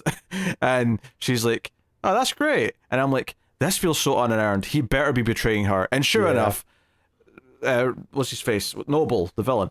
He shows up at their next spot because he says, "Hey, before we go back to your mundo, I have some like goods to deliver, and I don't want to have anything on my head, so let's go do that first." So they go to a random planet, and they're on like a big platform where ships are docking, and this is where the big final fight of the movie is going to take place. And the villains show up. Charlie Hunnam betrays them. There's a bunch Everyone's of those locked into those chairs. Yeah, there's a bunch of those like a bunch of the crates turn out to be those transforming crab robot things that turn into restraints. So, and almost everyone's restrained. Gunner's not, but all of the warriors are. Like, you know, Nemesis, Tarek, sorry, and Ray Fisher. And the General. Yep. He wasn't even the last one. You said that so confidently, like he's the only one that I was forgetting. I was trying to think of Hounsou's character. In fairness, I'm literally looking at like Ray Fisher's credit right now. It's underlined blue and everything. I just see it there and I'm like, there he is. Yeah, the General, Hounsou's character is called Titus, for the record, which I don't even remember. It just sounds like his character. Like, it sounds like it's a character from Gladiator. It just sounds like that's it. So they're all locked up, and because these villains are especially cruel, like you said, the main bad guy, Noble, sort of gives a little bit of all their backstory really weirdly here. But the thing they want to do is they want to make Gunner be the one to kill Cora. And it's also important here that Noble's like, hey, this is going to make my military clear. I'm going to be in the Senate for Bloodstone alone, but all of you are wanted by the Empire. And he gets to Cora and he's like, and your name's not really Cora. Your name's Atheris or whatever it was. Yeah, something like it's something. But you were part of the Empire. You're especially wanted. Oh my, I'm going to make a whole career out of you, capturing you. But they want Gunner to kill her. They give him the drill thing that goes at the back of this neck brace, and they want him to kill her. But somehow Gunner knows how to unlock it without killing her, so he just does that instead. God, I cannot think of like a stupider way to get out of this like problem where it's like, okay, we're going to give him the gun. He's going to stick it into this slot and then it's going to shoot her. But it turns out that if you just don't pull the trigger and rotate it to the left, that's what frees them. And what? Like, nobody thought of that? Nobody thought like, hey, let's not hand the key to this containment thing at the same time. I think for me it was especially grating that they never set this up. They never they showed the bad guy use this earlier, but they did it in such a quick way where he fires it and then turns it that it just felt like the only way to get out of it was to kill them, right? They never they never set up that it was a separate thing you could do. You could just unlock it instead. You know what they needed to do is when they showed it on the first guy, they have a little screen on there that specifically shows like what is going to happen if you pull the trigger. Like they show the blade going into the vertebra. They needed to show him unlocking him and letting him walk out or walk down the thing, but then still shooting him, still killing him. Like to just A, that still gets the extra bit of cruelty, but B, it shows you the unlocking thing is a process. So missed opportunities. Yeah.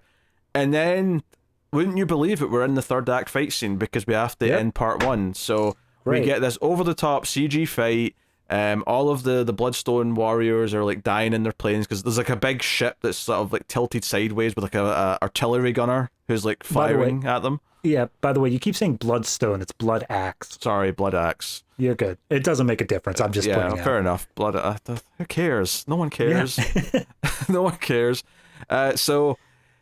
Yeah, of course, as soon as the fighting starting, the slow motion kicks in, and Cora's firing a laser machine gun in slow motion while running. And one thing that we kind of pointed out, I don't think we ever went into detail, is that the weapon of choice of Noble is a big stick.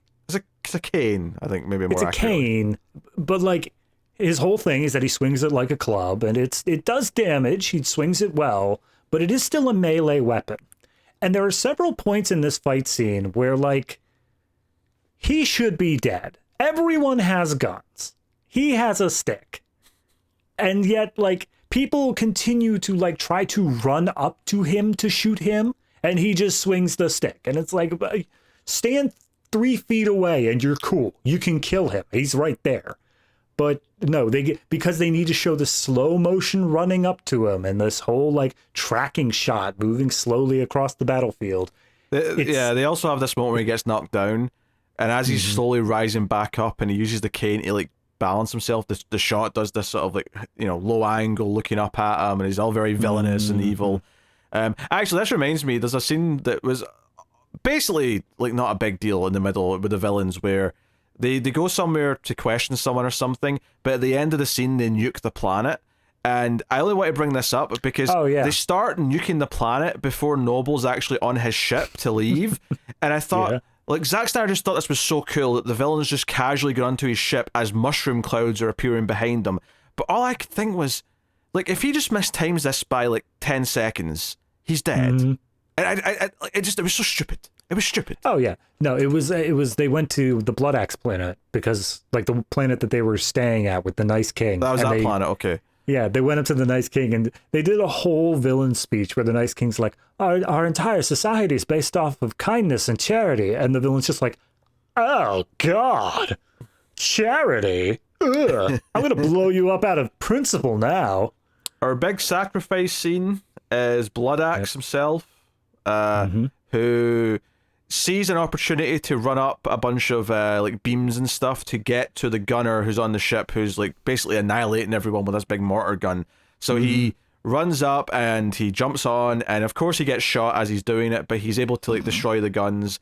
And I'm like, okay, so this is Zack Snyder doing his sacrifice thing. Of course it is, right? So real quick, the big thing, the set piece, if you want to say here, is that as Blood Axe dies, he hits the control lever or whatever inside this guy's gunner's pit, and the whole ship, this huge, it's like like you said, the Star Destroyer, just starts careening. It starts falling down where everyone is fighting. Why the hell can the gunner steer the entire ship?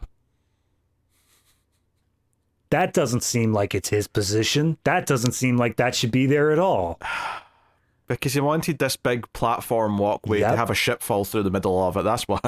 And you're right. That is the reason. But like, it's so well unpoorly thought out. Which leads to Korra running and diving in slow motion to go under this falling ship because she wants to be on the same side as the villain. All the other heroes were on the side she was already on, but she wants to go slide under the ship as it's falling just in time in slow-mo so she can get to the bad guy and fight him.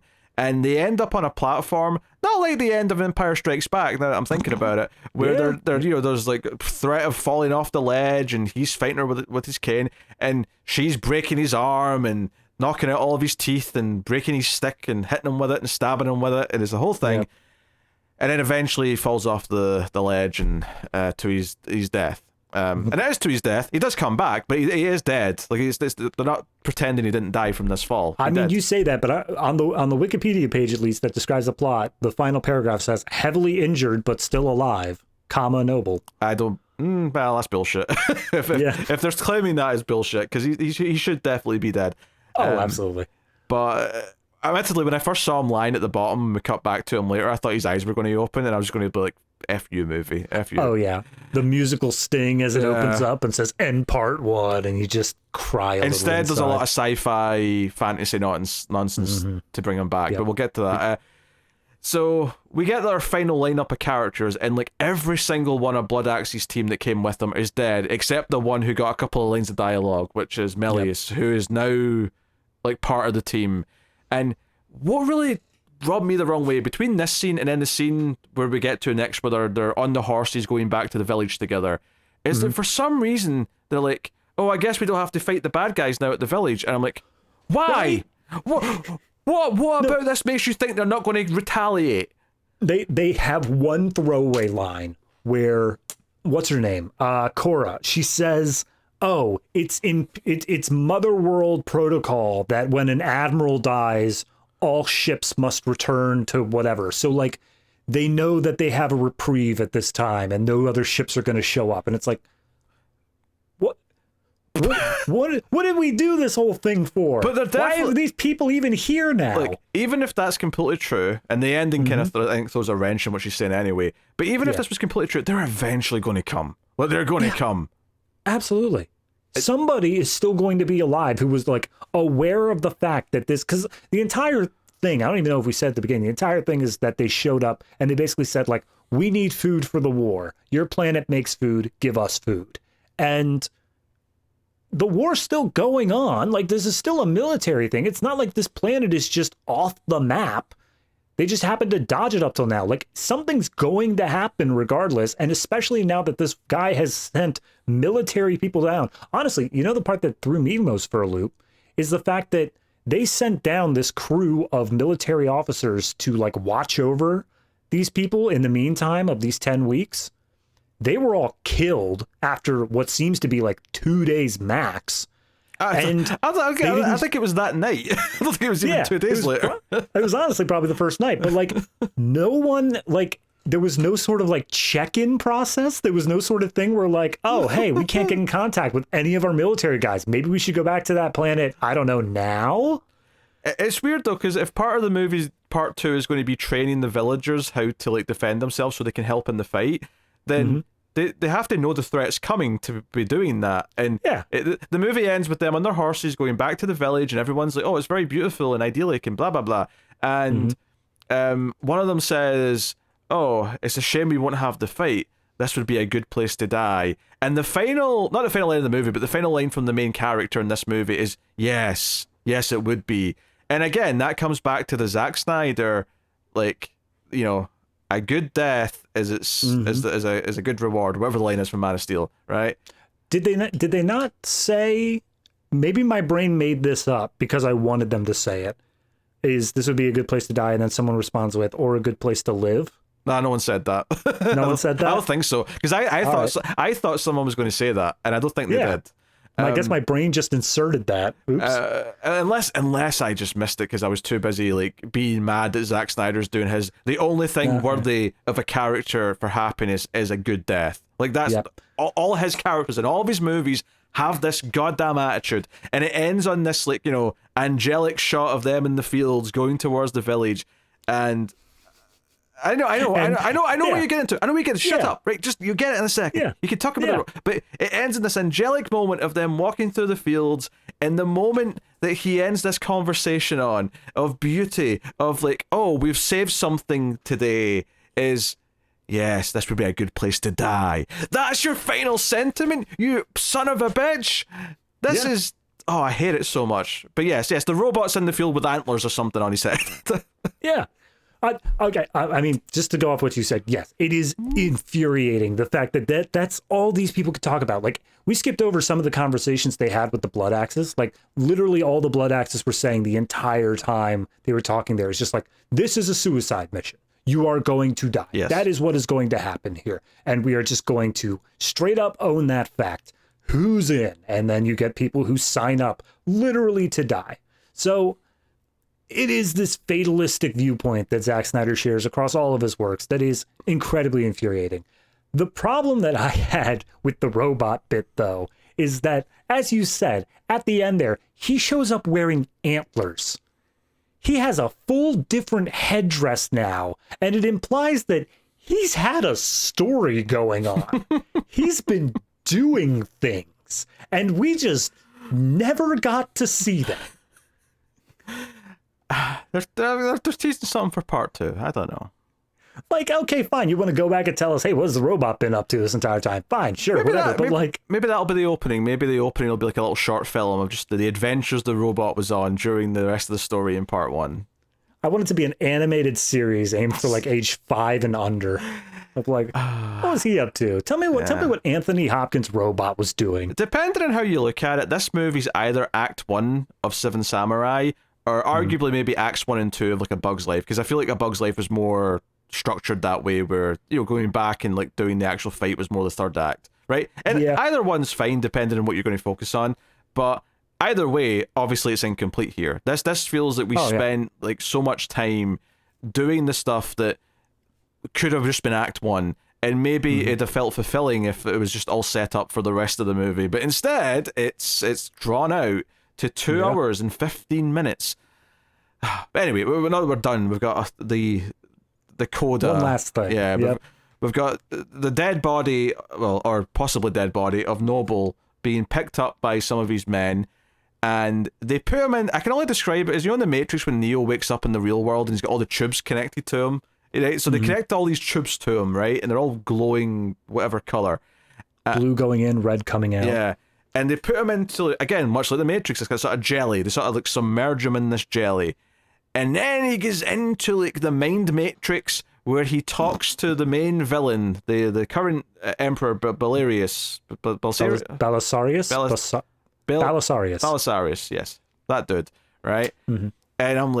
And he's like, so what have you learned? And he's like, oh, I found her. I found your aide, the woman you raised as a daughter. She's out your there. Your adopted daughter. Yep. Yeah. He's like, oh, Brett, you're not going to kill her. You bring her back alive, and don't fail me again. Like you seem to be proud of all this, but you're telling me my most fierce warriors now joined the resistance, you little prick. So go and deal with that, and don't fail me again, or I'll be hanging you in front of the entire empire. And it's like, okay. And all I could think is like, this is like, I'm not saying Belisarius, whatever his name is. Mm-hmm. I'm not saying that he's actually dead. I'm sure he's just like talking through that. This is like maybe more akin to the projector, like having the video call from Star Wars. But yeah, pretty much. But I also feel like because the main bad guy was in a dying state and they hooked him up to this kind of like afterlife machine to talk to him, I was sort of thinking, oh, this is almost like if the Sith had like a Force ghost.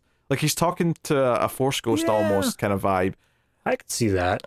It makes sense. The other thing going on in this sequence is that they're standing on like a frozen lake and he keeps on tapping the ice with his staff and it like cracks underneath him with this blue energy.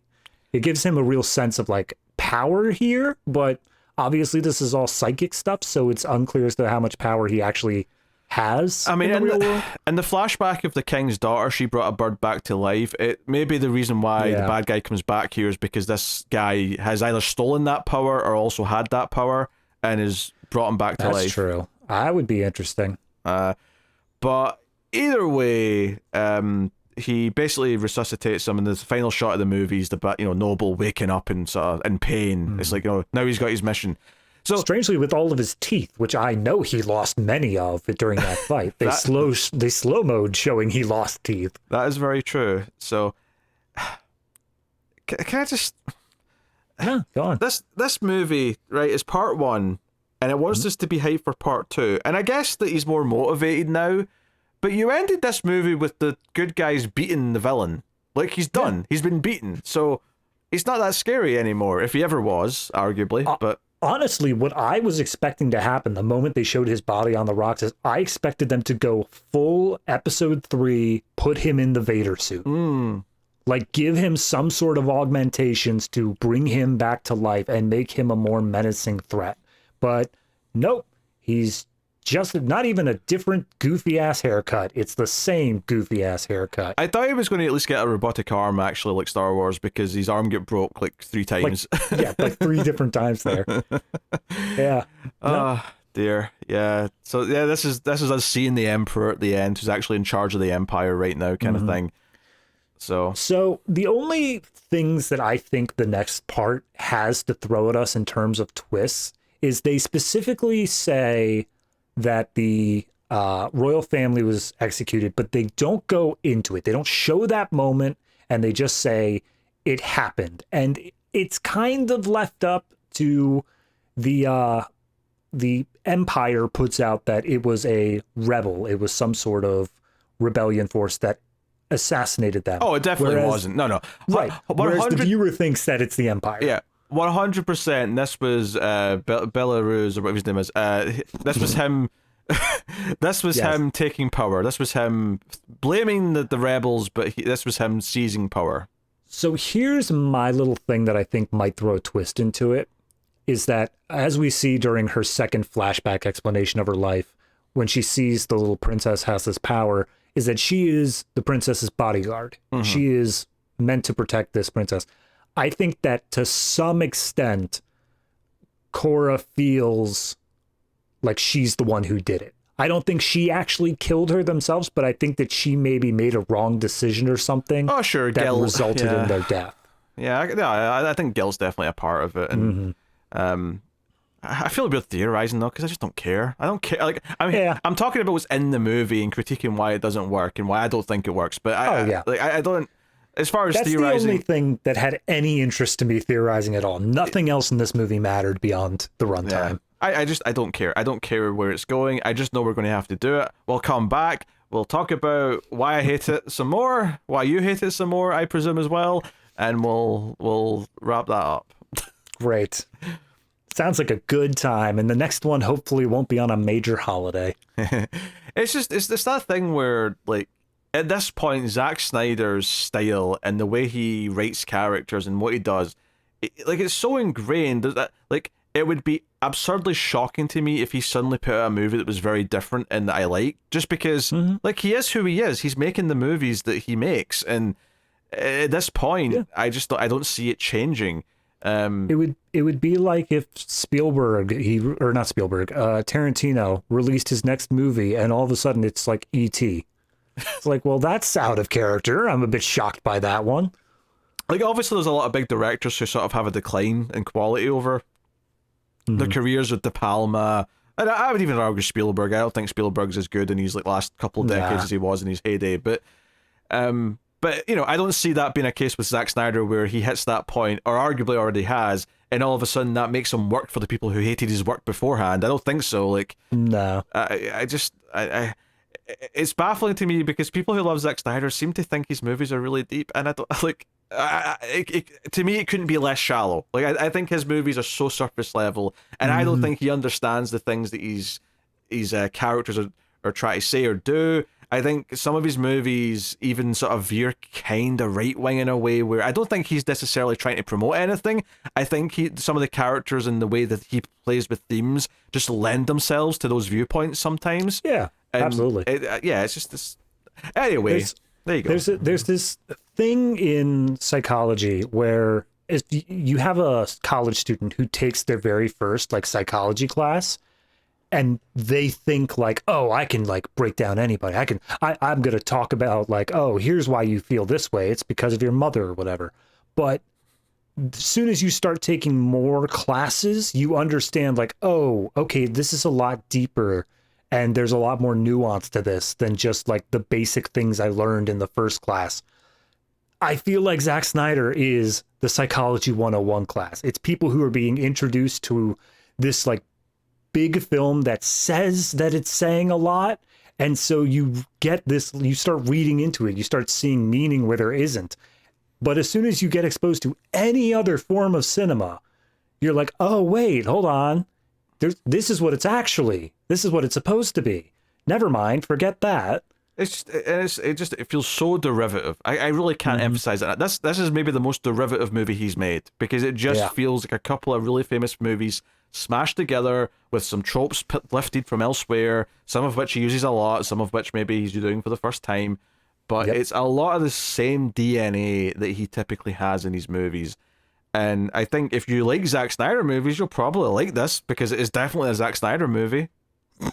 Like, I can't deny that. Let's say something good about the movie. It's definitely a Zack Snyder movie. So, yeah. But I think it's shit. So that's fair. I think it's horseshit, quite frankly. And I have very little positive to say about it. I think it's shallow, vapid. The characters are just unlikable and have no heart or redeeming qualities really beyond their sort of one-note purpose in the story, and they're kind of repetitive in their nihilistic views. So much of it is just like, oh, this is going to be cool in slow motion, but the conflicts aren't set up enough for me to actually care about why they're doing anything or what's happening. It's honestly, it's actually kind of fascinating how much he's borrowing for other movies, like I said, but not understanding why they worked. So he's borrowing so much, but none of it's working. And I think from a film student perspective, you could probably use Zack Snyder's movies in like film school to be like, hey, let's talk about why this doesn't work compared to these other movies that do work. You put on the Magnificent Seven and you put on this and you say, now why did one of those work when they borrowed Seven Samurai and the other one didn't? Yeah, I don't even like Magnificent Seven that much, but it's definitely better than this. Like, I'm not. Oh yeah, for sure. So I guess we're rating the movie. We're rating the movie. Great. What are you giving Rebel Moon Part 1? A Child of Fire and Ice. A Child of Fire and Ice. Yeah. About as satisfying of an ending too. Man, I don't. The highest I could feasibly go is a 5, but it's not going to get there. I'm just trying to. Like 5 is if I came out of it pure neutral. So how many points do I dock off? And honestly, I think there were actual sequences where I started laughing at just how absurd it was. The first time that it did the slow-mo into extra slow-mo, I was like, all right. At this point, it's just Zack Snyder's aware of what we're talking about him, and he's trying to play it up. Yeah, I'd say this is probably for me. I'd say 3. I'm gonna go with a 3. Hey, that's the number I was thinking as well. All right, cool. I'm starting to get the feel of it now. Not that you have to align with me, but I think 3 makes sense to me because I think it's terrible. I think it only doesn't go down lower just because there's production value, there's actors, there's music. Like, there is worse, right? There is Birdemic, for example, but that's the sort of thing that I can compare it to and say, yeah, I guess it's better than that. But three is pretty much as low as I think anything that has more than $100 million behind it could like reasonably go, unless you do something truly abysmal. Yeah. I think 3 out of 10 is where I'm landing. It's hard to feel that passionate about it. I'm going to happily forget a lot of it as quickly as I can, which may be interesting when we get to part 2, but it's also not complex enough that I feel like it's going to matter how much I remember or forget. Here's what's going to happen. Before we start watching part 2, I'm going to send you an edited video file that I made that's just a Bug's Life. But then every time that there's a transition, I'm going to put like a wow sound effect to give it that sci-fi feel. Very good. All right, 3 out of 10 then from both of us. That's about where I expect it to line up, honestly. You know, I feel like Zack Snyder movie, I expect something between a 3 and a 4 out of 10 from my ratings every time. I want to go back and remember what I rated Snyder Cut, because I know it couldn't have been that high. If we even rated Snyder Cut, I'm not sure we did. We probably did. I don't know. I can't remember. Yeah. But anyway, that is Rebelman Part 1. Merry Christmas, everyone.